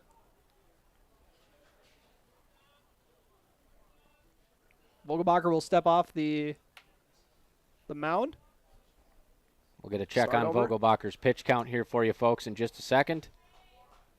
Yeah, it might have already, this could be his last inning potentially here in the third. And we got a pick off to second, and it is in time. The ball popped out. Ball popped out though. I was gonna say. We got a nice throw down to second from Riggs and Vogelbacher this inning, but popped out. That was in as good of a place as you could see it. I don't know what to call that pickoff that we always see when they run that play. A jump throw kind of. You know, he Yeah. kind of jumps off the back and doesn't do a leg kick. That's been a signature in the Breckenridge program for a lot of years. So under 30 pitches if you want to pitch on one day's rest. Trey's up to 41 pitches right now, so I believe the next number is 45. So And his last pitch was just a strike right there to make it an 0-2 count for Hinckley, top of the order batter for Wahpeton. And he's going to bloop this one into the left. Actually, it's going to go way deep into the left center gap. That's going to score 1. And a stand-up double for the leadoff man, Miles Hinckley. An RBI double for the man. Left fielder there kind of took a straight line at the ball, and it ended up carrying, and just not the best read on that one, as we thought it was a blooper up here too. I thought it was going to be a lot more shallow right away. I'm glad I'm not the only one who thought it was. Old Glory's kind of just hanging there still in left field, so the wind not really playing a big role. That one just a little bit of power from Hinckley. Riley Kappas out in left, having to get on his horse to track that one down for the first run of the game. Aiden Hendrickson scoring. 1-0 score on your Carlson Family Insurance scoreboard. Miles Hinckley on second base. That one just a hair outside. 2-0 count. 2 lefties back-to-back at the top of the order here, a luxury for the Huskies. Vogelbacher gives Hinckley a look. Fires home, and that one too low and outside. Vogelbacher gonna have to rediscover the zone here. 3-0 count on this at bat. But we just saw someone take a hack at a 3-0, and now we got another pickoff, but not in time. Gabe And Armitage, he's got to grab a zip tie from the utilities box when he gets to the dugout. That one popped out of the mitt as well. You see him over there beating on the palm of his glove, trying to get some dust out. Yeah, one of those situations where you're thinking of the tag already before you've secured it, you know. I don't want to be the sports psychologist here or anything, but that's my best bet. That's what I'd be thinking about, at least. Vogelbacher finds the outside top corner for strike one. It's tough keeping for it bat Gabe alive. Armitage. He's got to break and catch that thing in motion because they're kind of working in a rhythm here on a cue. Vogelbacher has this one fouled off to make it a full count. Man on second. Haven't had a whole lot of payoff pitches today, and I can't see the count, but I'd reckon it's 3-2. It is a 3-2. Vogelbacher checks over to second. That one fouled off. I called one a payoff pitch just because I was getting impatient. I was like, this is going to be the payoff for me waiting. I'm a big full count fan as long as we're not getting them all day. You know, just here and there, let's get a good 3-2 battle. But yeah, especially when the pitch count comes into play, you just feel like you're wasting a pitcher's time on the hill when it gets into these long ones, which I know is like part of the strategy there. But as we get ball four to give Carter Hockert his base. Not the worst thing in the world. That puts the force on at first, second, and third. Huskies with runners on first and second. And it brings up Aiden Hayek. We got a mound visit from head coach Jack Heidemann. He's coming to talk some strategy quick, maybe settle down Vogelbacher here on the hill after getting a couple guys on, or giving up a few guys taking to the base, unless he's going to be calling it a day. Mound visits today presented by Minn Kota Ag Products, your number one grain marketing and agriculture supply company. Thank you, Minn Kota. We might have quite a few of them today as we're going to be digging through the bullpen in a non-conference game. Kind of forgot this is a bullpen game, so. Yeah, we've hit a bump in the road here as the game's been cruising along. So Vogelbacher closes with 50 pitches. This is probably the end of the line for him. Nope, he's going to stay out there. So he's got 50 pitches. I spoke too soon. 28 of them in the strike zone, and he's really gotten a bit rocky here with control in this inning. So far, 2 1/3, 3 hits, 3 walks to go along with 2 Ks, but all that matters is it's just 1-0. So one of those 2 Ks was Aiden Hayek, and he steps into the batter's box now. 0 for 1 so far. Man on first and second. Men on first and second. There we go. Vogelbacher checks the runner at second, fires home, and almost got the man to nibble outside the strike zone, but check swing held off from Aiden Hayek. Vogelbacher's got to get some sink action here and put the double play on. Vogelbacher, after giving the runner a glance, has this one the inside part of the zone with the off speed, getting Hayek to try to hack at it and off the mark for strike one. Straight 12-6 break on that one, up and down from Vogelbacher. See if we see the off speed once again. And he'll kind of put it in the same spot. Tough it's fluke play. to center field and gets over the shortstop. Picked up and thrown home, but we got a bloop single for Aiden Hayek to load the bases. Right off the end cap. Just fights it past Gabe Armitage at shortstop. And credit Armitage, it dropped on the grass, and he had the ball back into the infield in a hurry to stop all the runners. Bases juiced, 1 out. And Big stepping into the bad batter's Eli. box is cleanup hitter Eli Kappas. Walked his last time up. 1-0 score. Wahpeton in the lead on your Carlson Family Insurance scoreboard. First one, too high outside for ball 1. That's that pitch that would have been looking like a beach ball to me. About eyeball high, bases loaded, let it fly. High fastballs are my advice, as this one is fouled off. Did not miss that one by much. A good indicator if you're on the pitch, you fall it straight back, and that one just went right off the top of the barrel. 1-1 count. Bases loaded.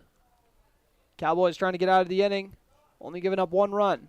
As Eli Kappas tries getting that one on the outside of the plate, but just a hair off on that one. 1-2 count. Most of Eli's power comes to the left side here, so if you can stay outside like that, force a ground ball to second base, Breck might be in business here. See what Vogelbacher goes with. Outside with the fastball. Jackson Riggs is going to be able to track down the pass ball in a hurry, so good hustle there. Keeps the runners in check. 2-2 count, 1 out. And bases loaded on your Carlson Family Insurance scoreboard. No, and 1-0 is the score once again. Wahpeton in the lead. Breckenridge rocking their green unis. Wahpeton with the all-white. And this one is hit to center field. Lawson Oliphant's going to have to go back. Hauls it in, and they're going to go with the sac fly. Throwing it in, and that'll bring in a runner. Trying to see if they're going to try to get the runner at third, but Miles Hinckley will come in off the RBI sac fly. Eli Kappas so far showing that he does a little bit of everything at the plate. Always takes what the pitching staff gives him. A walk his first AB, a sacrifice fly to straightaway center field. So 2-0 Wahpeton lead.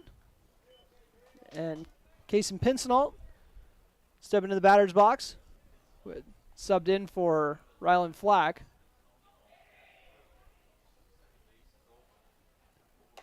And first pitch inside for ball one. Runners on the corners here. We'll see what Breckenridge puts on should there be a steal with Hayek. I wouldn't be surprised if Riggs threw it all the way through. 1-0 count. Vogelbacher throws this one down the middle, and Lawson Oliphant looking for his third catch of the day, and he'll haul it in for the final out of the inning. So 2-run score off 2 hits and no errors, I believe.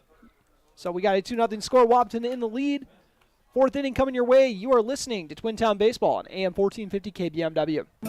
You want what you want. At Quality Toyota, we totally understand that we aren't going to talk you into a car you don't want. Instead, we're here to help you find the car, the color, the options, and the style that you do want. All with a simple, easy, and stress-free approach, because the price listed online or in every windshield is the only price. That way, we can concentrate on getting you the right car. Quality Toyota, West Lincoln Avenue in Fergus Falls. QualityToyota.net. Let's go places. How much do you really know about insurance? You have to have it, and your family should be covered at all times in case of an accident. What coverage is the best for you? That's where independent insurance agents Tyler Kent and Brad Rivard at Red River Agency Incorporated of Breckenridge can help. They provide all your insurance needs for home, auto, farm, life, commercial, MPCI, and crop hail. It's that easy. Give Tyler Kent or Brad Rivard a call at 643-1623. Red River Agency Incorporated, always by your side.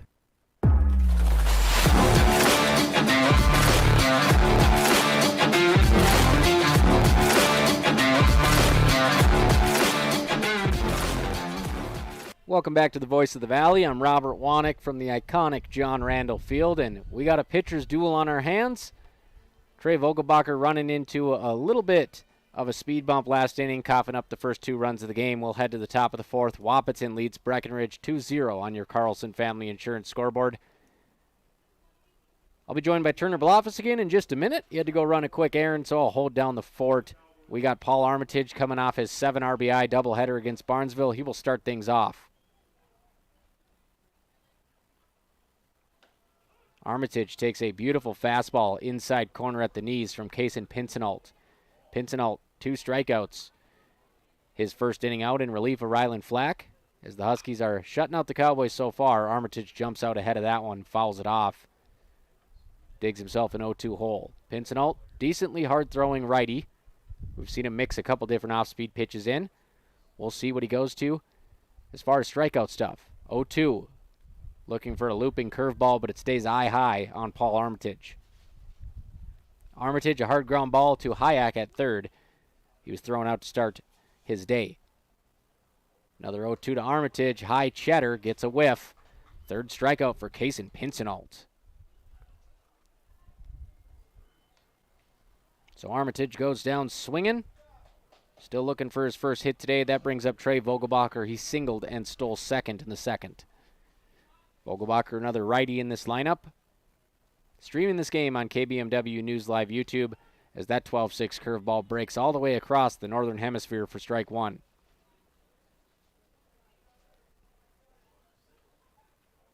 Pincenalt working out of the windup, first base side of the rubber, and he's going to bean Trey Vogelbacher right in the hip pocket. That one might hurt a little bit. Right in that hip joint as he trots down to first base on the HBP. And sorry to tell you, Turner, but Joe's wife just left, and when she opened the door, I think one of your score sheets blew out with her. That's all right. We'll survive. Good thing you're keeping stats, or else we'd be in bad shape. Strikeout for Paul Armitage to start the inning, and a hit by pitch for Vogelbacher, and Jackson Riggs is down 0-1. All righty. I'm all caught up. And the Cowboys are down 2-0 as well. And you're down one score sheet. I know. I actually did bring him back up. So we're set there. But inside pitch. Jackson Riggs holds off on that one for the ball. 1-1 count. They're going to have a quick mound visit here, presented by Minn Kota Ag Products, as Turner catches his breath. I'm telling you, if you got somewhere to go in between innings, if you need to get yourself a brat with some sauerkraut or something, it is a hike back up here, and it's hard to catch your breath. Oh, the concessions here are always killer, though. You know, Dale Peterson, the late, great director of Post 53 Legion, he said, always a big believer that baseball players run on beans and kraut. Ooh. So hopefully these boys ate good today, because haven't had a whole lot of runs, but they got to start serving beans at these games. That'll be the new signature of Wahpeton. They do. And any baseball concession stand in America that doesn't offer kraut with the hot dogs needs to be closed. Oh, yeah. Shut them down right Ideally. now. As there's been enough executive orders, push that one to the front of the line. I want to see us host a baseball tournament here, and they say, I just love the smell of the beef plant and the beans. I just want to buy a plate of kraut. Oh, That's yeah. it. And kraut. Yeah, that'd be good smelling compared to the other two. So it kind of caught us off guard here. I think kraut smells better than beans, me personally, but smells better than beets. And beets, for sure. As we got a strike 2 for Jackson Riggs. Pincinel gets a lot of break on that one. If they can pick it up out of the hand, it hangs in the air long enough to do some damage on. 1 out. Pincinel will check the runner at first. Fires home. And Jackson Riggs with a hard one to the shortstop. Takes a bit of a wicked hop, but it's fielded cleanly. And a double play. 6-4-3. They're going to say the first baseman took his foot off. Kappas went for the stretch on that play, Turner, and his foot just kind of, the metal cleats slid on the top of the base and kicked off the back. So there you go. That breaks up the double play, goes in the books of fielder's choice. I was wondering what assistant coach Kevin Heidemann was looking at when he signaled for it. I was like, what is he talking about, safe? And then I looked over at the umpire, and he also said safe. Well, Kevin might have been signaling safe even if Riggs fell down in the box. That's where I'm coming from. I was like, I don't know about that. So Vogelbacher runs into the second out at second. Man on first. Brings up Quentin Lugert. Lugert, left-handed hitter for Breckenridge. Will pop this one up, but out of play. Don't know where it ended up, but don't think it hit any vehicles. We should be all right. Decent crowd here. I always like that terrace seating over in left field. They got these brick kind of flower garden type seating. That's full today. I bring up this story every year, but I'll never forget how surprised my father-in-law was when I brought him here for the 4th of July game, as we got a pass ball after a swing and a miss from Luger, but that allows the other Breckenridge base runner to take. Brecken Anderson in there, courtesy running Second. for the catcher, potentially? Looks like Mr. Anderson to me. Hopping in for Jackson Riggs over who had made it to first. So, yeah, it does look like Brecken Anderson, unless it's Jacob Nicholson. He'll play some outfield innings this year, too, Brecken Anderson, as well, typically in right field. Decent base runner in scoring position.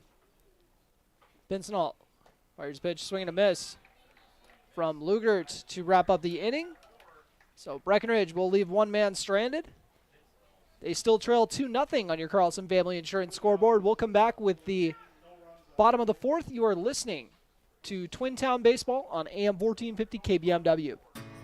No matter what time of year, a farmer's relationship with Red River Grain never changes. Red River Grain works shoulder to shoulder with area farmers, providing grain and agronomy services to help maximize your farm's potential. Red River Grain has been serving farmers for years with competitive prices and high-quality service. Speak to Brad, Carson, or Tammy for all of your grain and agronomy needs. Red River Grain, East Breckenridge, 643-3738. That's 643-3738, or you can find them online at redrivergrain.com. Get your vehicle back on track with Smith Motors' Fresh Start Tire Event. Buy 3, get 1 for $1 on select tires. Find a better price elsewhere within 30 days of purchase, and Smith Motors will refund the difference. Need shocks and struts? Get up to $80 in rebates, along with $40 in rebates on brake pads and brake rotors. Plus, up to $40 in rates on TPMS sensors. Small town friendly, big town deals. Smith Motors, your certified Chevy and GMC dealership in Wahpeton. Visit smithmotors.com.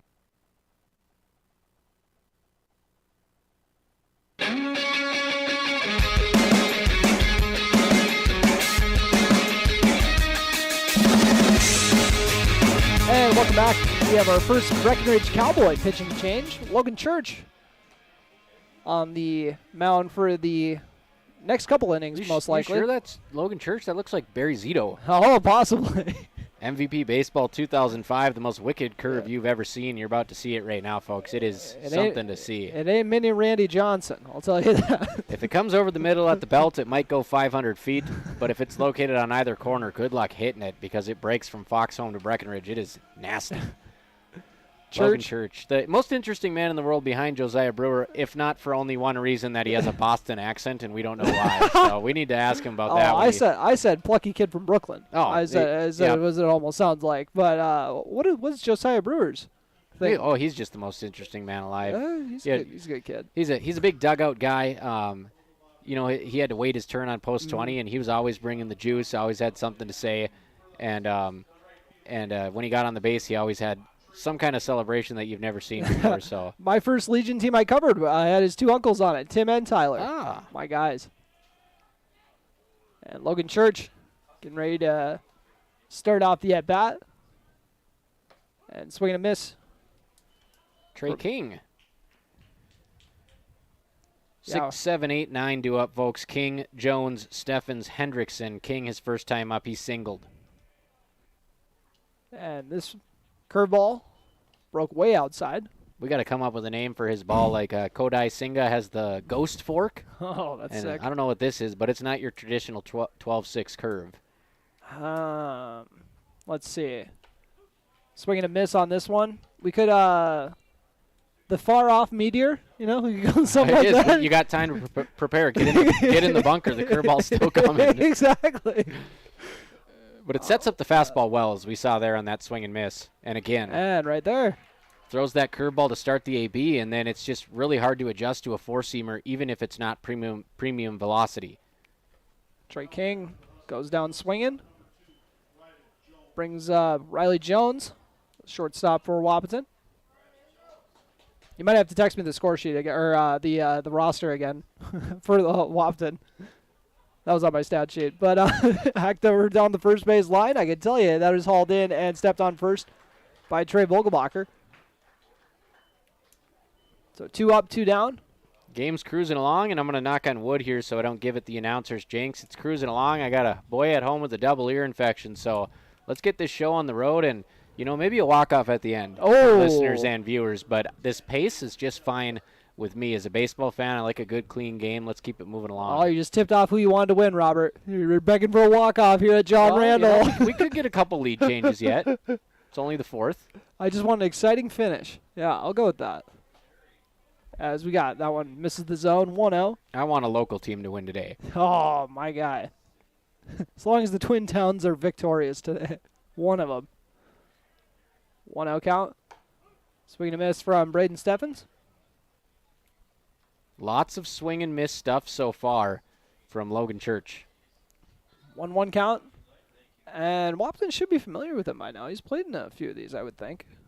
He shut him down last year. I remember that. Wahpeton able to come back last year and win 13-9. But Logan Church, great outing last year against the Huskies. Fouled off down the first base line. 1-2 count. 5 ERA for Logan coming into this game, looking to work that down. Fires home, and the off speed is fouled off down the first base line once again. Getting closer and closer to the B-92 mobile. The ball yearns for the B-92 mobile. It does. As Church. The people yearn for the B-92 mobile. Fired and got my second flinch of the day as this one is fouled off into the net. Steffens getting closer and closer to lining that one up. Did not miss that pitch by much. Got a base knock last time up. And this one will drop in for strike 3 looking. 1-2-3 inning for Logan Church. And we will dive into the top of the 5th after this. Wahpeton continues to lead 2-0 on your Carlson Family Insurance scoreboard. You are listening to Twin Town Baseball on AM 1450 KBMW and watching on YouTube at KBMW News Live, part of the i3G Sports Network. Ever notice how every other ad seems to be an insurance company promising to save you money? What is with these insurance companies? Hi, this is Matt. And this is Amanda. And we're your local State Farm agents. We're here to debunk all the insurance junk. What do you really need to know? What is a fair and competitive price? Let us make sure you are getting the best bang for your insurance dollar. And find out why State Farm has been around for over 100 years and remains number one today. You know, there's a lot of talk about assisted living facilities in the area, but at Twin Town Villa in Breckenridge, the story really is different. Let me tell you about it. The story at Twin Town Villa is caring eyes looking after the people you love. It's a collection of ears listening to what their residents need. It's the gentle, compassionate action that takes care of those needs. It's real connection that assures you that your family members are never alone. That's just part of the story. Take a tour and see for yourself. Twin Town Villa in Breckenridge.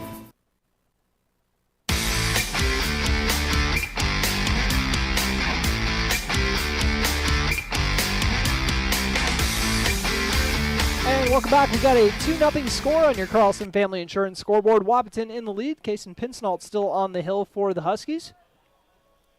He's got a couple nice innings under his belt. And due up for the Cowboys, we got Gabe Armitage, followed by Riley Kappas, and then top of the order, Logan Church. Pinsnault so far in this one, 2 scoreless innings, just 1 hit allowed. He has already fanned 4 batters, 19 of 29 pitches inside the strike zone. Seen a couple of nice relievers today. Logan Church coming in and throwing together a 1-2-3 inning. And Gabe Armitage left this one bounce in front of the plate, struck out his last time up. I know you want to get your practice in, but I like the style there from the catcher. There's nobody on base. Just get out of the way. No worse for the wear on the pass ball. 1-0 count. Pinsnault fires on that one outside and low. Here in his 3rd inning of relief after the start from Ryland Flack.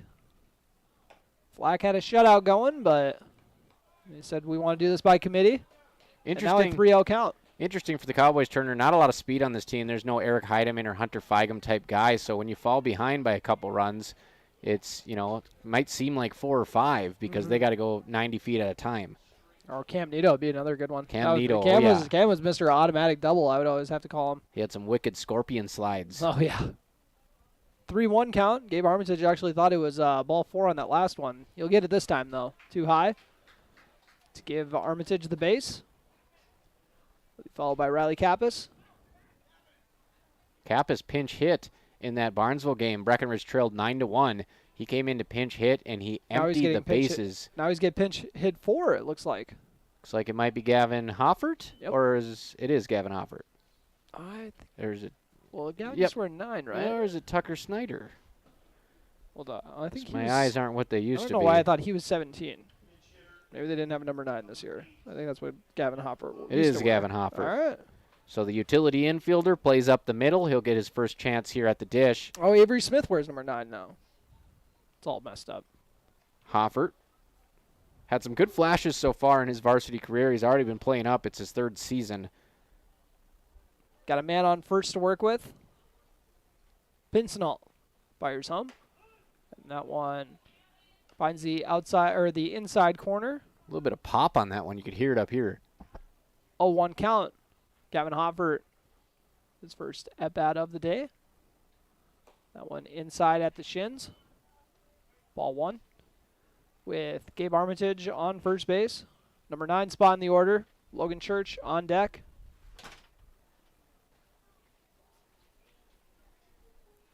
Pinsnault fires home and popped up by Hoffert. The right fielder is going to have the play on it.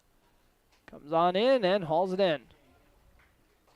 Easy play for King. Brings up Logan Church. Church so far on the day. 1 for 2, a strikeout looking, and then had a single off the first pitch of the day. Little dribbler between the pitcher, second baseman, and first baseman, so we'll see if Church can square something up in his 3rd AB. Gabe Armitage is not going to get picked off here. Got back in time. And we haven't seen a lot of aggressiveness on the base path. I think Breckenridge has got 1 stolen base on the day. Hit and run might be on soon, though, with the lefty up to clear that right side of the infield. Outside for ball 2. Logan Church with Connor Ernst on deck. Those two have each got a hit today, as does Trey Vogelbacher. And this one outside and low for ball 2. Cowboys have the 3 hits as a team to Wahpeton's 4. Wahpeton leading 2-0 on your Carlson Family Insurance scoreboard. Pinsnault checks over to first. And this one inside a little high, so another 3-0 start to the count on back-to-back batters. Logan Church, he'll probably square around to fake bunt here again. That's kind of his go-to And then might actually thing. take a hack at it again. Yeah. We'll see if we see 2 3-0 swings from him today. Oh, I thought we were getting it there, but nope, it's going to catch the outside corner for a strike. Usually fake bunts on a 3-0 count, so he's mixing his cadence up there. Now he's moved all the way up to the corner of the plate. He's touching the inside batter's box. And might have got a little foul tip on that one, but 3-2 count. Lefty trying to get all the plate coverage he can get here. Maybe get hit by a pitch as Breckenridge trying to get back in it. Full count with 1 out, man on first. Cowboys down 2-0, and swing and a miss from Church. Oh, they're actually going to say he got a piece of it. And he's going to be safe. Run him. Wow. I thought I heard the ball hit the bat. Yeah. Church thought it hit the bat. Everybody else did as well. All right. And he's going to get to first on a drop third strike. Oh, and now they're saying he's out. Okay. So I don't know if they conferred or not, Yeah. but Must have just been a strikeout, I guess. That was odd. But if it was a foul ball, then he'd still be at the plate. First base was occupied on a drop third strike. Oh, There's there our we go. answer. As that one finds the outside corner for strike 1 looking. After all the excitement, Connor Ernst steps up to the plate. I remember one time, I was in that situation one time, and they forgot to tell my guy to go back. Or, like, they forgot to tell the guy to go to the dugout after he was out. I was like, love it. Do you have to break the news to him? Nope. The umpire didn't notice. And then I looked over and my buddy was standing on first. And I was like, what are you doing there? But whatever. It's like a junior high baseball game. 1-1 count. Oh, some nice curve on that one. That one drops into the strike zone for make it a 1-2 count. Pinsonalt's curveball staying on the inside, and that's hard because it starts off behind you and works its way in front of you. Pinsonalt. See if we get to see that patented drop again. Instead, he'll go with a fastball. It gets popped up by Ernst. Can of corn play for the catcher and hauled in for the out. And my apologies, who we got behind the plate again? We got Aiden Hendrickson, correct? Tough play when it's coming straight down on you, and he does a good job there using 2 hands and hauling it in and facing the field. They tell you to face the field. You got a little bit more real estate. You're not worried about the netting or the dugout. He ends the inning. Breck leaves one man stranded. We have a 2-0 score heading into the bottom of the 5th. You are listening to Twin Town Baseball on AM 1450 KBMW. We'll be back with the Huskies at the plate. Breckenridge Schools, Breckenridge pride, inspiring to excel. My name is Christy Baumhart. I am proud to be a part of the school district with dedicated staff, including administration, teachers, paraprofessionals, cooks, and custodians who are kind, caring, compassionate, and committed to the students in our district. They support, respect, and help one another succeed. One thing I am really excited about is the technology available to our students as it enhances their learning experience in the classroom. Not only as an employee, but also as a parent, I know the benefits of having both my children in the Breckenridge School District. Breckenridge Pride. We inspire to excel. Breckenridge Schools, Breckenridge pride, inspiring to excel. AM 1450, KBMW Breckenridge Wahpeton, and FM 94.3 K232 FH Breckenridge, the voice of the valley.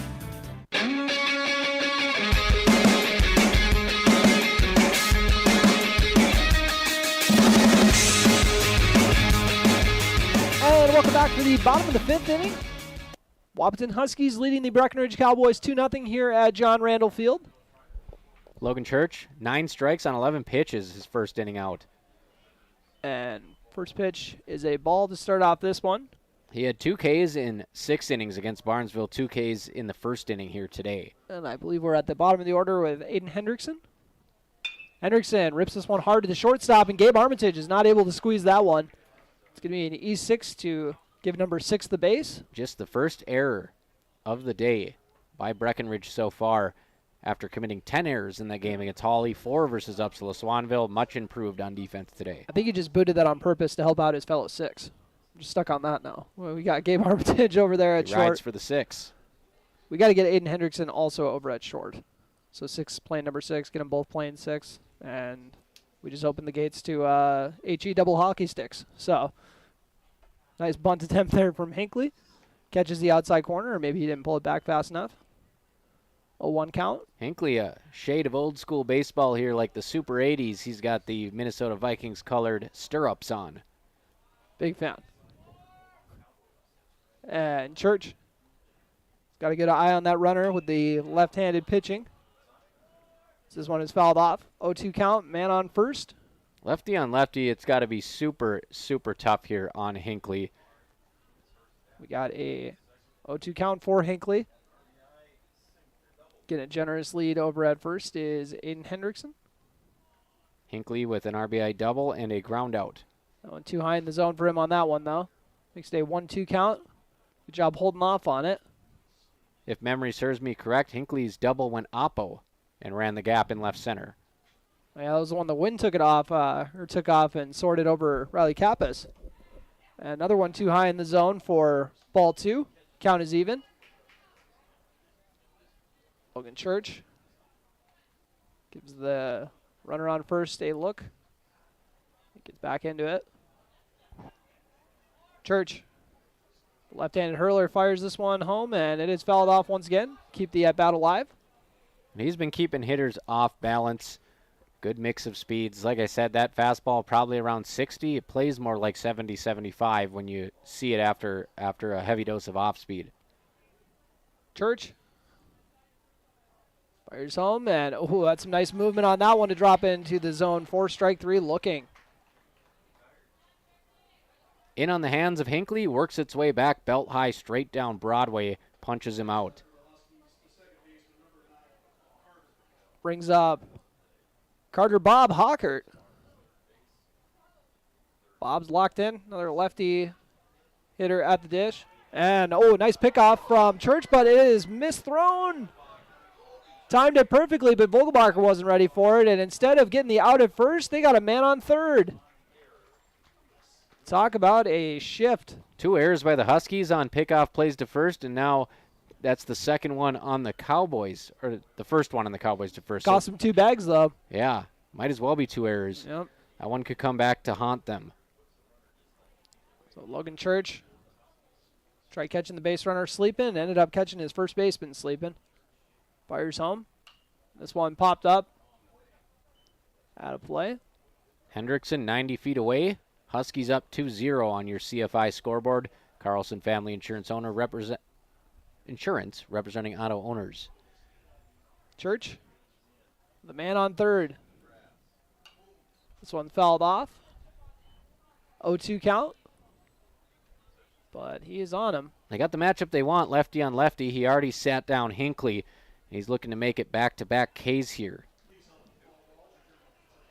And Church, lefty versus lefty once again, and he's going to beam the batter. So that'll give Bob the base.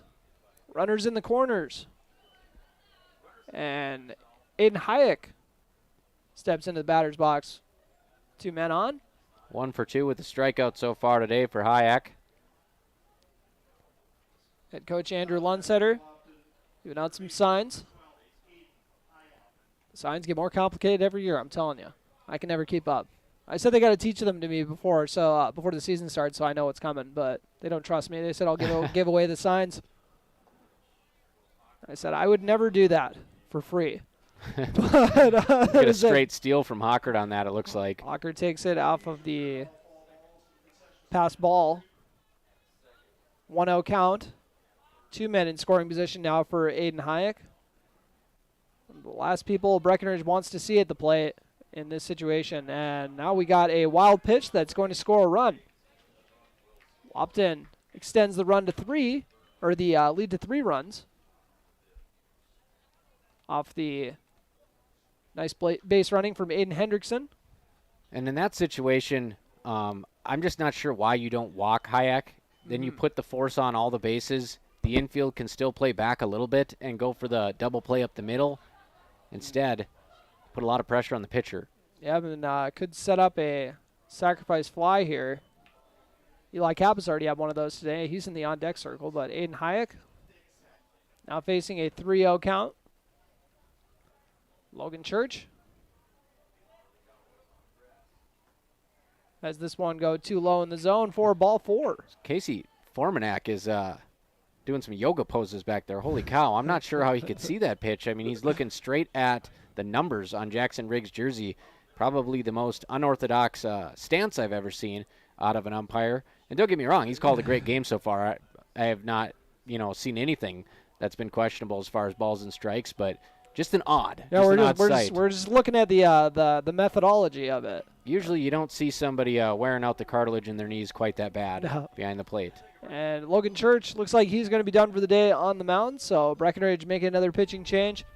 And this mound visit brought to you by Minn Kota Ag Products, your #1 grain marketing and production agriculture supply company. And we'll see who Breckenridge is going to be rolling with here. And this may be Tucker Snyder. Looks that way. 17? Tucker Snyder, we'll get his season stats up for you. Very limited action, but he's had good stuff. Spoke to assistant coach Tom Thielen about that earlier in the season. And so far on the year, as we get to the pitching numbers, 2 2/3 innings pitched. He's faced 14 batters, and he has an ERA of 2.62. 5 strikeouts, 2 2/3 innings. So hey, not bad. He's got some strikeout stuff. He's walked only 1 batter.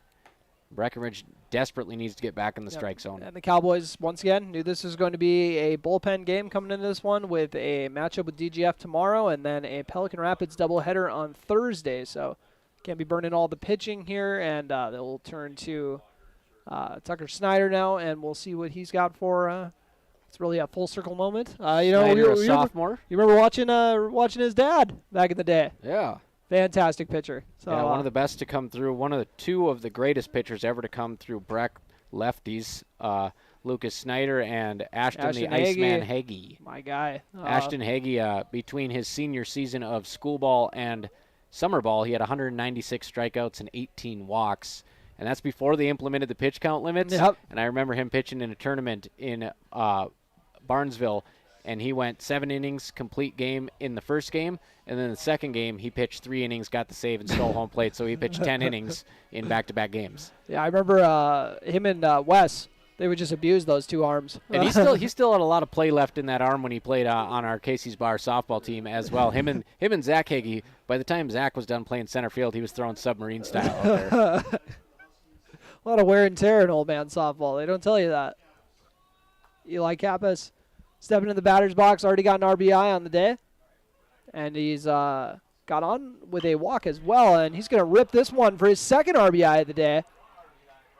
Brings in 1 runner and potentially are going to move over another one, but he's going to be out at third. Looked like he got the tag right on the face. Cooper Roberts laying the tag off of the throw from, was that from Oliphant or was that from right field? I believe that was Oliphant who picked it up in right center, and it pulled Cooper Roberts down the home plate line. He was able to catch that and kind of dive back at the runner, put a tag on. Eli Kappas left on first base after bringing in the runner. So 4-0 lead for the Huskies. Not one. Too high in the zone for ball 1. Tucker Snyder gets thrown right into the fire. Good day from Eli Kappas so far in the cleanup spot. He's making a good case for player of the game for sure. It probably helps his case that all the pitchers that are doing well get pulled after a couple innings, so they don't really get to firmly stamp their mark on the entire game. But this is true.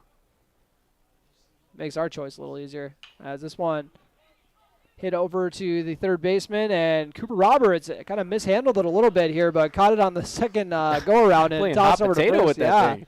It was kind of like the receivers that kind of tip it so they can catch it in a better place, on the next go-around. It was one of those. Pretty sweet. But anyways, we'll take a quick break here. Wahpeton leads 4-0 here in this Twin Town border battle. You are listening to Twin Town Baseball on AM 1450 KBMW and watching on YouTube at KBMW News Live, part of the I3G Sports Network. Getting the kids to practice on time. Remembering if it's your day to bring snacks. Making it to the game with a clean jersey. Why are simple things sometimes so complicated? Thankfully, with auto owners, insurance doesn't have to be one of them. Auto Owners works with independent agents who answer when you call, so you can worry about more important things, like whether your kid is going to run toward first or third base. That's simple human sense. That's Carlson Family Insurance in Wahpeton, representing auto owners insurance. Visit Carlson Family Insurance Agency in Wahpeton today. Call 672-6002 or on the web at www.cfiagency.com. Your daughter has the flu. Your son breaks his arm. You need quality medical care you can count on. CHI St. Francis Primary Care Walk-In Clinic. Quality family care. Go to the Primary Care Walk-In Clinic at CHI St. Francis, where there is no appointment necessary. Hours are Monday through Friday, 8 to 7:30 and 9 to 5 on the weekend. Quality care close to home. You get the finest care for home injuries, common illnesses, and emergency service. Virtual visit available. Call 643-0747. We treat you like family. You're one of our own.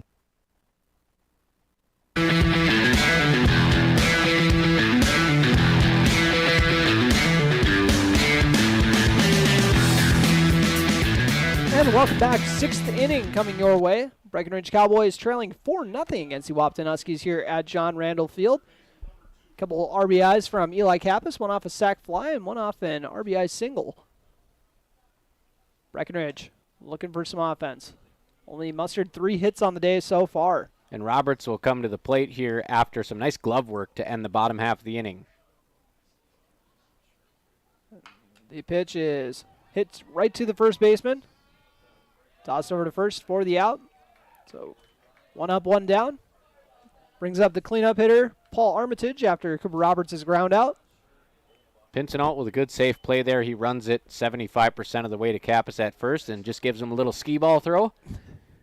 Say, please don't mess this up. 1 up, 1 down. That's what I would tell my first baseman if I was in that situation.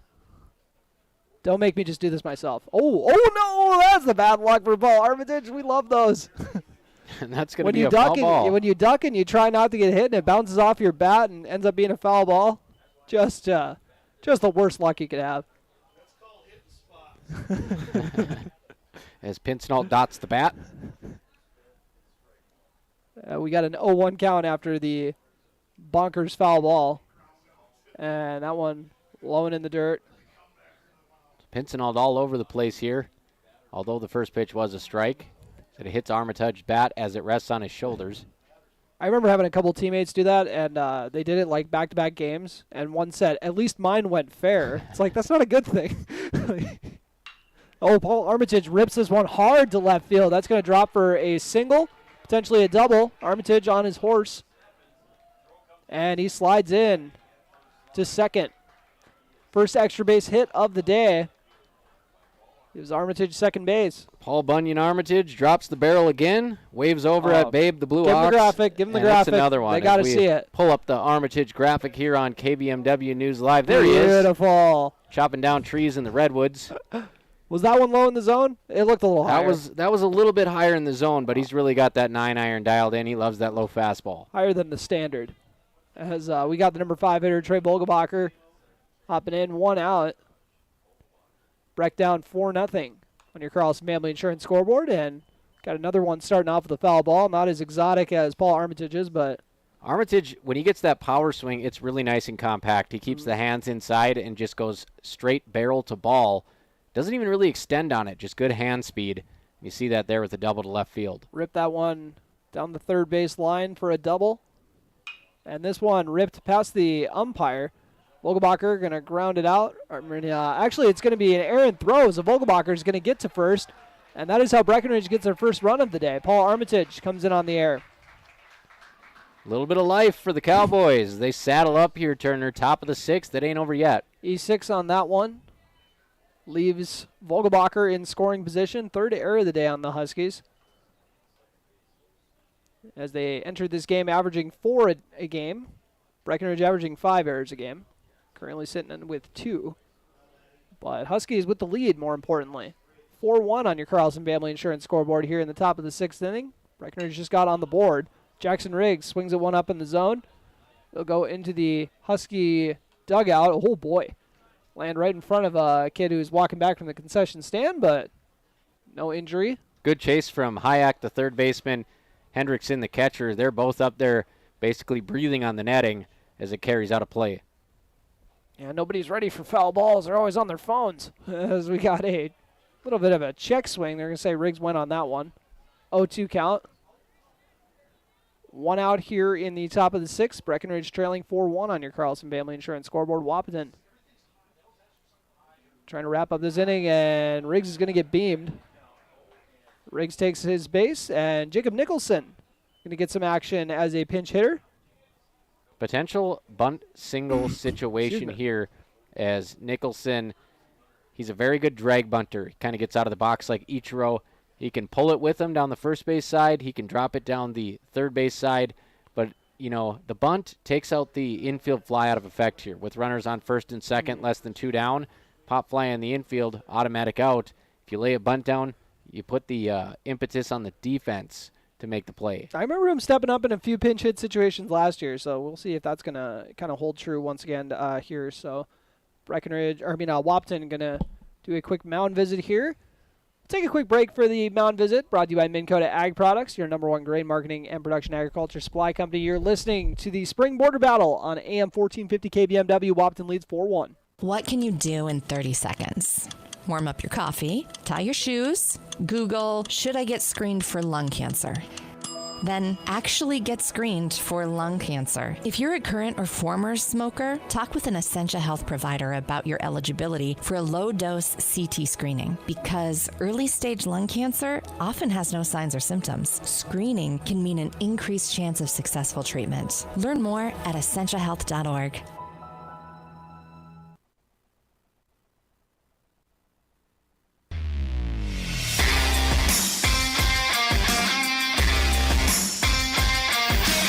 And welcome back. Men on first and second. Top of the 6th inning, 1 out. And Jacob Nicholson into the batter's box as a pinch hitter. And we got a ball 1 to start off the at-bat outside the zone after a quick Minn Kota Ag Products mound visit. Should Nicholson reach here, we got a little bit of power up next with Gabe Armitage. Kason Pincinel delivers the pitch, and that one is a dribbler over to the second baseman. Second baseman's going to have the play at first, so 2 men move over on the ground out. But now 2 outs for Gabe Armitage. Good wheels on Nicholson. That was a routine grounder, and he nearly beat it out. Nicholson, the senior on the squad. The mountain biker. Yeah. Hockey player as well, I believe, if memory serves me right. Not this year. Not this year. He was a manager on the basketball team this year. That's right. Did a great job with a couple of the other senior managers as well. Got the inside part of the zone there for strike 1 looking. Shout out Justin Byer and Eli Butts. There we go. I was like, I'm forgetting somebody. I'm going to get mad when I remember who it is. 0-1 count.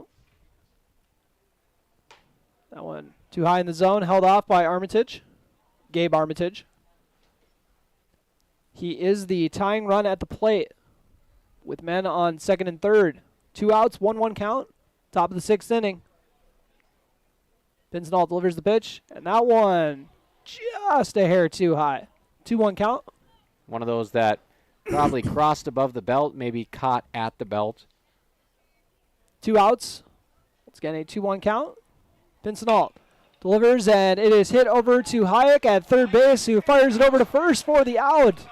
Put that on SportsCenter Top 10, Turner. Heck of a play from Aiden Hayek to get the final out of the inning and keep at least 1 run off the board. We got a 4-1 Wahpeton lead. You are listening to Twin Town Baseball on AM 1450 KBMW and watching on YouTube at KBMW News Live, part of the I3G Sports Network. Working the land is by nature a dirty job. What fuels me to get it done? The generations of farmers who've worked the soil before me. What fuels my equipment? Cenex Ruby Fieldmaster, a premium diesel fuel with an additive package that's 40% more effective at breaking down engine deposits. The cleanest fuel yet for the dirtiest of jobs. Cenex Ruby Fieldmaster, fueled by innovation, powered to perform. Contact Farmers Union Oil Southern Valley for more information on Cenex Premium Diesel. Diesel that doesn't mess around. Big jobs, small jobs, and everything in between. Heidkamp Construction has served commercial and industrial clients in the Southern Valley and beyond since 1982. They are your fully licensed construction company, providing earthwork, paving, structural steel, and more. Need a new concrete parking lot or roofing? How about a new metal building for your farm or business? Call Heidkamp Construction in Wahpeton today at 642-5948 for superior construction service you can trust. Call 642-5948.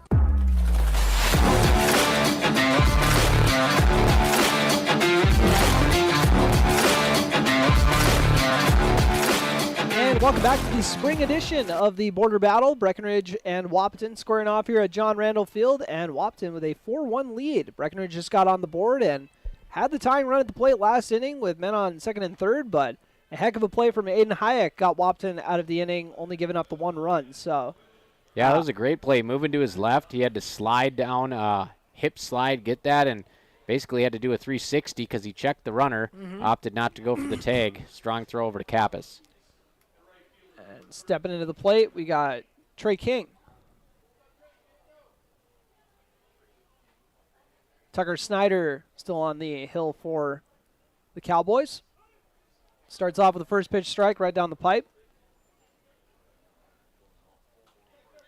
Snyder, I believe a sophomore, correct? Correct. From this squad. And that one ball outside. We get into the spring season, so a lot of the times I'm kind of riding the momentum of the other ones. Like, oh, I remember him from football. Like, you know, and if I just kind of got the name down this year, that usually means they're a sophomore. If you guys want to look at my not-so-organized creative process here. But, I should probably find a better method, but here we are as Tucker Snyder fires a curveball home, and that was a nice-looking bend on that.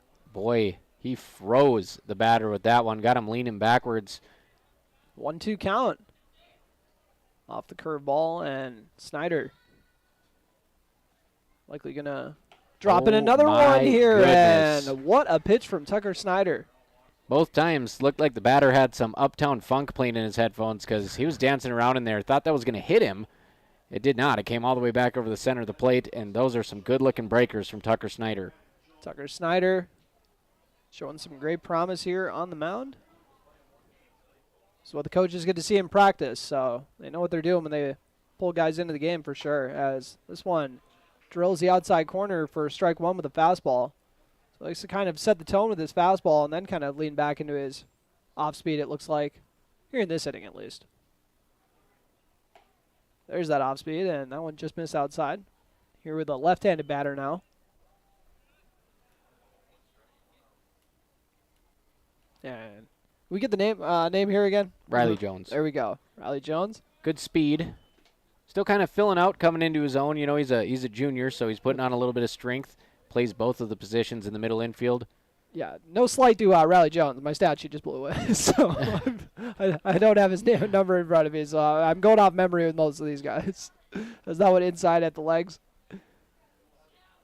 Yeah, very long, slender infielder with good length in the lefty batter's box. Tucker Snyder delivers the pitch and dribbled over to assistant coach Hunter McCall, who is not going to get invited to be on the amateur team this year. That was definitely an error. That was the audition. It didn't go well. Come on, buddy. I watched you win a state title with the Legion team, buddy. We know you got it. Full count for Jones. And this one hit out to center field. Lawson Oliphant can make the play on it. Comes in and hauls it in. Lawson Oliphant's done a good job today getting behind the baseball. Is that his fourth snag of the day? I believe so. Fourth or fifth? It's a little bit gloomy out there. The ball can kind of disappear up in the wind, but he's done a very good job getting behind it. Yeah, it got a little cloudy here, like the fifth inning, probably the fourth or fifth inning. Because it started out just beautiful, even though the wind's a little rough. I got told, I said it was a beautiful day for a baseball game. They said it's because you're up there. I said, oh, that makes sense. We got 2 outs. Starting off this at bat with Braden Steffens. This one goes outside the zone for ball 1. Aiden Hendrickson on deck. Bottom of the order. Did a pretty solid job today. And this curveball too high and inside. Make it a 2-0 count. Again, Steffens bailing out on that curveball, though, as they're having a real hard time picking it up out of the hand. Snyder has this one, way low. Kind of tried to overthrow the fastball there, I think. Taking a look at Braden Steffens today, he's 1 for 2 with the strikeout. Hendrickson coming up next, 0 for 1, but he's been able to score twice. 3-0 count. Tucker Snyder likely getting the freebie here. And that one just misses a little bit outside. For Casey Formanek's back starting to hurt, it looks like. Not ideal. I used to, when I actually, I remember just taking some pitches for some guys, and I was like, oh, my knees killed just from that. I don't know how you catchers do it. I still don't know how you catchers do it. I was talking to one of my buddies about when he got kind of thrust into a catcher's role, and he made it sound like they took a couple years off his life. He was so mad about it. He was like, can't believe they did that to me. As this one is bunted and fouled off by Aiden Hendrickson. Yeah, the tread starts to go quite quickly on the tires when you're behind the plate. Well, it was Steven, so you see why Steven probably wasn't very thrilled about it. When Steven wanted to be a college running back, he probably needs those knees. He's like, Kevin had me catching. I was like, what are you doing? Aiden Hendrickson. I said, stop being a team player and saying yes to everybody. As that one goes inside for ball one. I remember when we were trying to just take pitches in Pelican Rapids because the quicker the game got done, the quicker it would be over because the sun was going down and there wasn't any lights, and Steven hit a home run. Kevin's like, you're not supposed to be swinging. That was the rule. Fired over to first, and Logan Church able to haul that one in. Not making it easy on the first baseman today, any of the pitchers on either squad, as they're doing some gymnastics over there just to keep the ball in the diamond. Logan's kind of not exactly your prototypical first baseman there size-wise, so he doesn't give you as big of a target as the runner's off to second but fouled off. Yeah, I get that same treatment in men's league softball during hitting. I just scoop everything up like a vacuum, and when I ask to play first, they just look over at Justin Manning, and I look up at him, and I'm like, all right, guess he's a bigger target than me. Have Justin catch. We got Chad Reddy catching. Okay. For reasons his reaction time isn't that great, so we put him back there. That makes sense. Great fisherman though, my goodness. As this one is chopped down the third base line and foul again. Chad Reddy, a great softball player too, but he likes to keep the shades on and just keep it low key on the softball diamond. So he gets to play catcher. He's out here to make friends. Hit bombs in his Solomon speeds and just kind of relax out there. As we got a 1-2 count, 2 outs, 4-1 your score. Wahpeton in the lead here in the bottom of the 6th inning on your Carlson Family Insurance scoreboard. We got my third flinch of the day, as that one was coming right in here, but luckily I passed around a collection and we raised money for this for this net to keep me safe. And Turner didn't realize there's a 120-foot net right in front of us. I will flinch every time. They say you don't notice it. Hopefully our viewers at home can't notice with the camera, as we got a throw down to second and another, throw that looked like it was there on time, but the tag just wasn't made. Hauling that one in over at second base. That looked like it was Ernst covering the bag on that play. Good job by Lawson Oliphant coming in from center field to back up the throw. And it's good job to see him keep his head in the game even though he's not in the batting order, doing what his job is. And we got strike 3 looking to wrap up the inning. So we got our final inning coming your way. Now, pending any extra innings, we'll head into the top of the 7th inning. Breckenridge trailing 4-1, looking to keep this game alive. You are listening to Twin Town Baseball on AM 1450 KBMW and watching on YouTube at KBMW News Live, part of the i3G Sports Network. Buying a new home is an exciting experience, but it can be a stressful one too. Miller Realty can help relieve some of that stress with a simple formula of integrity, trust, and most importantly, experience. Their talented team is made up of Guy, Shelly, Jared, Lisa, Melissa, and Stephanie. They've put in the years helping people buy and sell their homes, and they understand this market. Miller Realty is a trusted legacy business in the Twin Towns. Put their knowledge and experience to work for you. Miller Realty in Breckenridge, a lasting tradition of experience, knowledge, integrity, and trust. Find them online at GuyMillerRealty.com. Minn Kota Egg Products proudly supports the communities we serve by sponsoring the broadcast of this high school sporting event. When a team takes the field, there is nothing like experience you can count on to produce a winning season. Minn Kota has that experienced team, supported by the latest technology, products, equipment, and information to deliver a winning game plan for your farm. Contact our locations in Breckenridge, Barney, Kent, Wyndmere, Wahpeton, and Colfax. Let our team lead you to a successful farming season.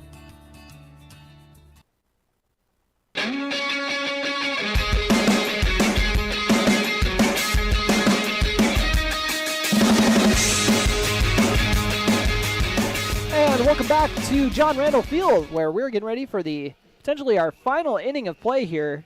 And Breckenridge trailing Wahpeton 4-1 on your Carlson Family Insurance scoreboard. The Huskies will send Braden Steffens out here to close this one out on the hill. Their third pitcher of the day, I think. Let's pull up the game changer They had and find out. Pinsenalt in relief for a few innings, and Pinsenalt was fantastic. Flack and Pinsenalt. Flack goes 2 scoreless innings, 2 hits, 3 Ks. Pinsenalt goes 4 innings, 1 earned run, 3 hits, 5 Ks, just 1 walk combined. So Wahpeton here. I know Pinsenalt gave up the run, but 8 Ks between Flack and Pinsenalt. Can't complain with those results. Ooh. Let's take a look at Breck here while we got a chance in case they don't come back out. Pinsenalt have 6 of those? 5 of them. Oh, that's nice. 4 innings of work. Vogelbacher, 2 earned and 3 innings of work, 2 Ks, 4 hits. Logan Church, no earned runs, 3 Ks. And Tucker Snyder, 1.2 innings, a pair of Ks, scoreless. He looked good. And don't want to jinx it here, but both teams under their average for errors in the game. We were talking about that. As the Huskies had entered this game averaging 4 errors a game, Breckenridge had been averaging 5 errors a game. You know, room for improvement on both sides. So they take Pinsenalt out, 4 innings of 1-run baseball, and it's a big spot for Steffens. Braden Steffens against Tucker Snyder, who also did some relief pitching today. 1-1 count after that strike looking. Steffens looking to join Hayek as the only Huskies to pick up a save in the early spring. This is the 9 spot in the order for all you listeners out there that has Snyder here, and then we have Logan Church on deck at the top of the order. 2-1 count. No outs here in the top of the 7th inning. That one inside and higher part of the zone, but Borderline pitch goes to Steffens. Looked like maybe the very top of the belt buckle. 2-2 count for Snyder. And fouls this one off.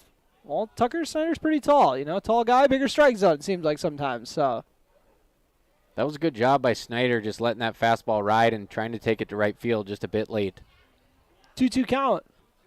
Steffens delivers home and hit past the second baseman. Snyder with the single to lead off the inning. Breckenridge needs 3 runs to keep this game alive. They got the tying run in the on-deck circle. Sorry, Robert, what were you saying? Oh, I was just going to say they're hoping that's the ember that sparks a little bit of a rally here. They have been pretty quiet offensively today. Logan Church looking to fan the flames. The lefty steps into the batter's box at a single off the first pitch of the game.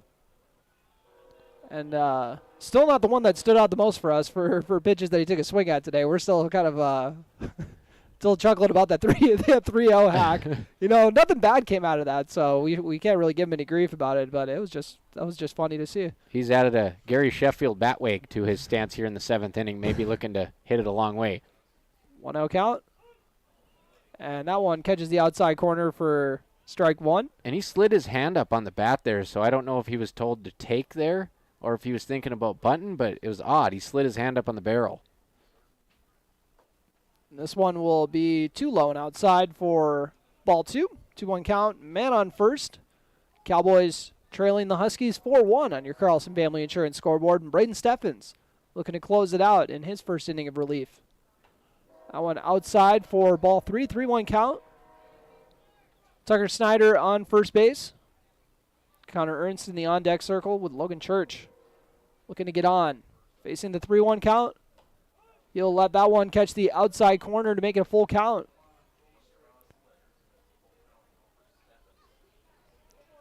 So with the man on first, Steffens fires home and it's going to go foul. I was going to say, I thought that was going to stay fair for a second there, but. Not sure we got a signal whether that was fair or foul, but Church is going to head back to the box here. Yeah, they must have just heard it out there on the field. We got headsets on up here, so we might not have heard them go, foul. That's a good point. Steffens delivers the full count pitch, and it is hit to the center fielder and hauled in. Can of corn. Thrown back in. Hinckley catching that with very little effort. Is that his first snag out there in the outfield today? I think today? so. We haven't really had a chance to check out his range. Lawson's been busy, but we haven't seen Miles Hinckley have to get on the horse at all. 2 of the best center fielders we'll see this year on KBMW News Live YouTube defensively. Connor Ernst waiting the pitch. And this one low and in the dirt, and it is a wild pitch that will advance Snyder into scoring position. Tying run in the on-deck circle. Cooper Roberts getting ready to hit after this gets wrapped up, pending a double play that would end the game. Cooper Roberts hit a home run last year, so It's not out of the question that he could leave the facilities. As Braden Steffens delivers home. And that one outside with the fastball. Excuse me. 2-0 count. 4-1 score on your Carlson Family Insurance scoreboard. Breckenridge trailing Wahpeton. Need 3 runs this inning to keep the game alive. And that will go in the inside part of the plate for strike 1. 2-1 count for Connor Ernst, who does have a hit on the day.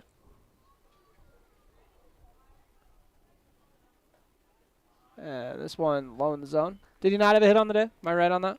No, he's 1 for 3. Okay. One for 3 with a K on the day for Ernst. I'm starting to think I imagined his hit. All right, 3-1 count. 1 out, man on second. And this one is popped up by Ernst. Right fielder is going to have a play on it.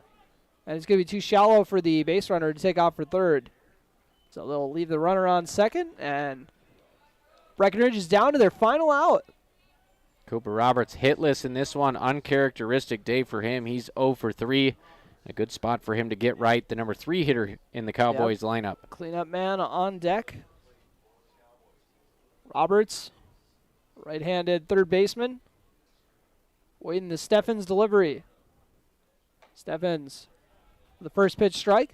You're probably taking the pitch no matter what there, since you need 3 runs. Yeah, bringing that poise and that clutch factor we got to see all winter on the basketball court. And Cooper Roberts hits this one to center field, and Miles Hinckley is going to have a play on it and is going to haul it in for the final out of the day. 4-1, your final score here at John Randall Field. Wahpeton Huskies victorious and extend their win streak over the Cowboys in the spring to 4 games. We'll take a quick break, come back with your post-game show. Brought to you by Miller Realty. You've been listening to Twin Town Baseball on AM 1450 KBMW with Wahpeton taking the border battle. North Dakota State College of Science is powered by the strong local connections we have with employers, business partners, program advisors, and local business leaders.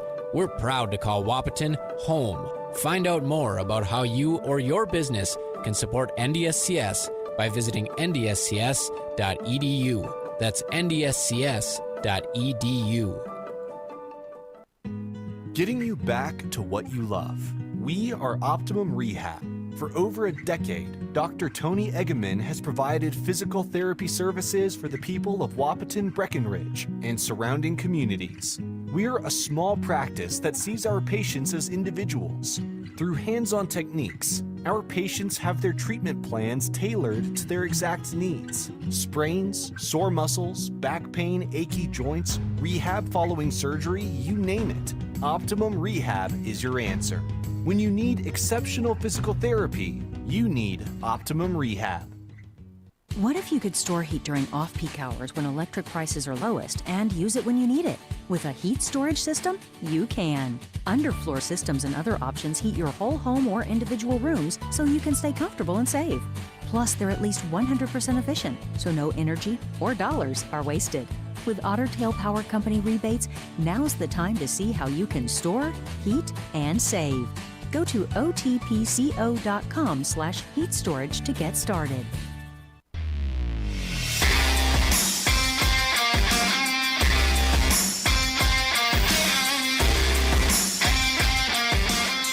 And welcome to the Miller Realty postgame show on AM 1450 KBMW. Your final score is 4-1. Wahpeton coming out victorious in the border battle here at John Randall Field. And the Huskies put two runs on the board in the 3rd inning, and then another pair of runs on the board in the 5th inning.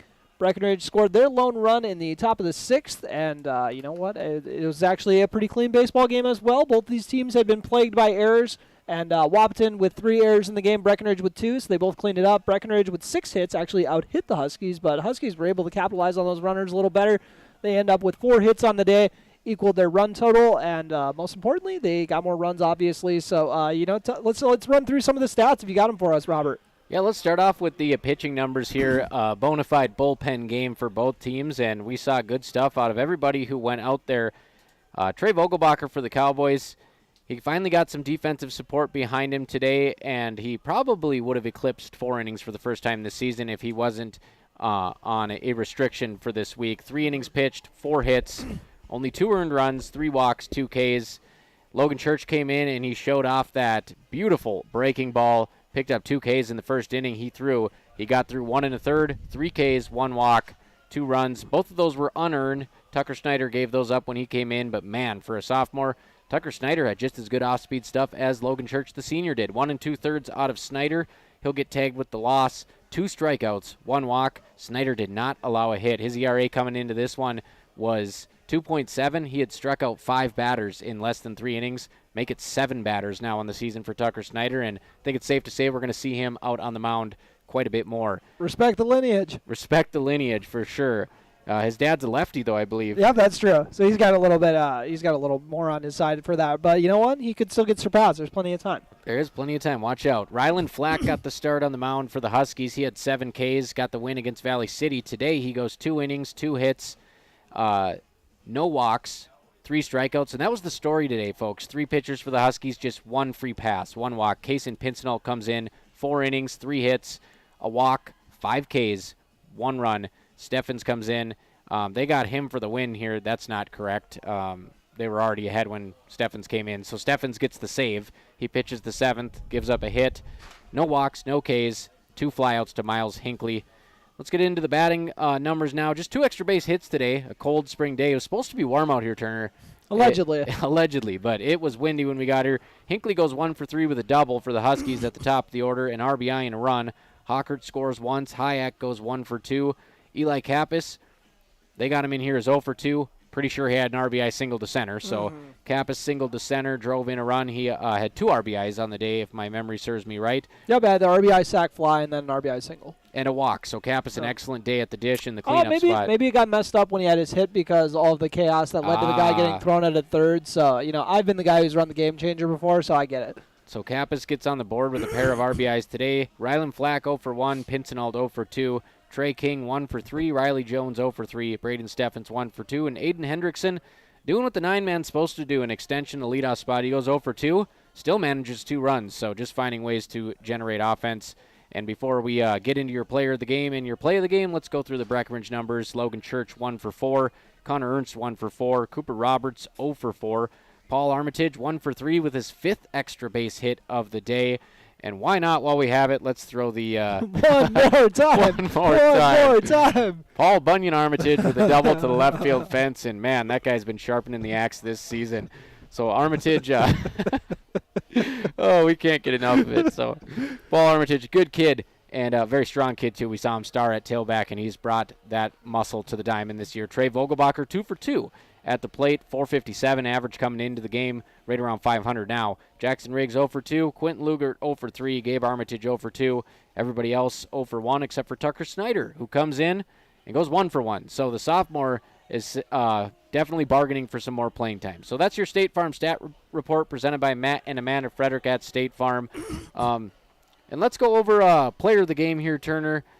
There's a couple options here. I mean, who comes to mind right away when you're thinking about standout players? Oh, well, we got, like you said, we got a lot. You could give it to all the pitchers. If they wanted to share that collectively, they did put together a really nice win. I think Eli Kappas is going to be my front runner, personally, even though we did see some good things from Aiden Hendrickson on the base paths and then also playing some, sharp baseball behind the plate as well. But Eli Kappas is 2 RBIs, huge in this game. And then if we want to throw in a Breck one, we did just say Tucker Snyder kind of impressed in 2 different aspects of the game. So don't think he'd be the worst pick ever either if we wanted to have kind of one of each. But that's where I'm kind of leaning right now, even though Armitage's double, that was really the only kind of offensive output we got. So that would, most days make him the ideal pick. But I don't know. I think, they got some things for Tucker Snyder I think they could really build on going forward. Yeah, making the most out of your opportunities. That's what baseball is about. Sometimes you only get 2 at-bats, and if you go 0 for 2, you're going right back to the pine. And today Tucker Snyder got 1,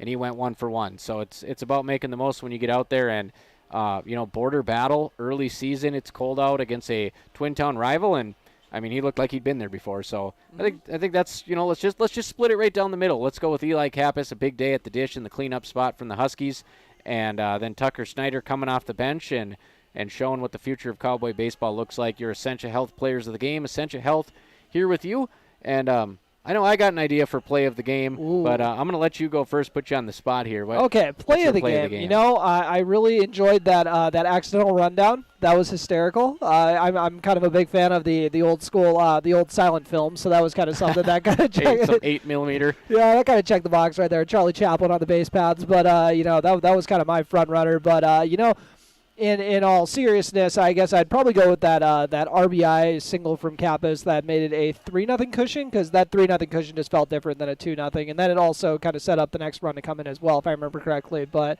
I would go with that. You know. Yeah, Kappas jumping on a pitch, driving a run, and giving them the run support that they needed. And I'll go with Aiden Hayek's play at third base, a Wahpeton sweep here for plays of the game. Forehand side, he slid, got the ball on about 2 hops, and he popped up, did a 360, somehow had time to look at the runner. So he's looking at the runner between second and third, and then able to shuffle his feet and make the throw to first base. And Aiden Hayek, a kid who can play outfield, he can pitch darn well, and he showed that he can handle a hot shot at third as well. So the Hayek snag at third and the Eli Kappas clutch RBI hit, those are your Red River Agency plays of the game, your trusted hometown agents. That's it, folks. 4-1, Huskies over the Cowboys. We won't see it again until the 4th of July. Hopefully, not weather permitting, 4th of July. So well, they got a tarp now that covers the entire infield. Oh, good, good. So that should go a long ways. I thought you were going to say we were going to put a dome over this field, you know, which was the thing I said we should do, but nobody ever listens to me. Yeah, have they not watched The Simpsons? Come on here. That's originally a Bob Perry idea, too. I remember someone telling me that. He wanted to put a dome over the whole county. I said, I love it. Let's Shout out to Bob Perry, the man with the best bread in the United States. Oh, so good. Bob Perry bread. Oh, my goodness. One time I stayed at Ethan Mikshi's house. We woke up in the morning and we heard his dog making just the most horrific sounds ever. And it had eaten 2 loaves of Bob Perry's bread. Oh, 1 loaf will do it. That sounds rich. It was satisfied, but it was in pain as well. That sounds good, though. Shout out to Bob Perry. Shout out to Ethan Mikshi as well. Oh, yeah. And, shout out to all of you listeners for tuning in as well. This was really fun. It's always great when we get the border battle going. You know, it's some springs we don't even have a border battle baseball game just because how the spring schedule works out and all the schedules. And this game actually did get postponed once, so we're just happy we got it. So that's going to do it here, folks. It was fun. Probably not the last time I'll be on the broadcast with Turner this year. Once Elijah, my baby boy, gets over that double ear infection, hopefully I'm in full force again. And no, he's faking. I'm going to go home and check him. He said, Daddy will come home if I get a double ear infection. Daddy indeed will come home, folks. So one last time with your final.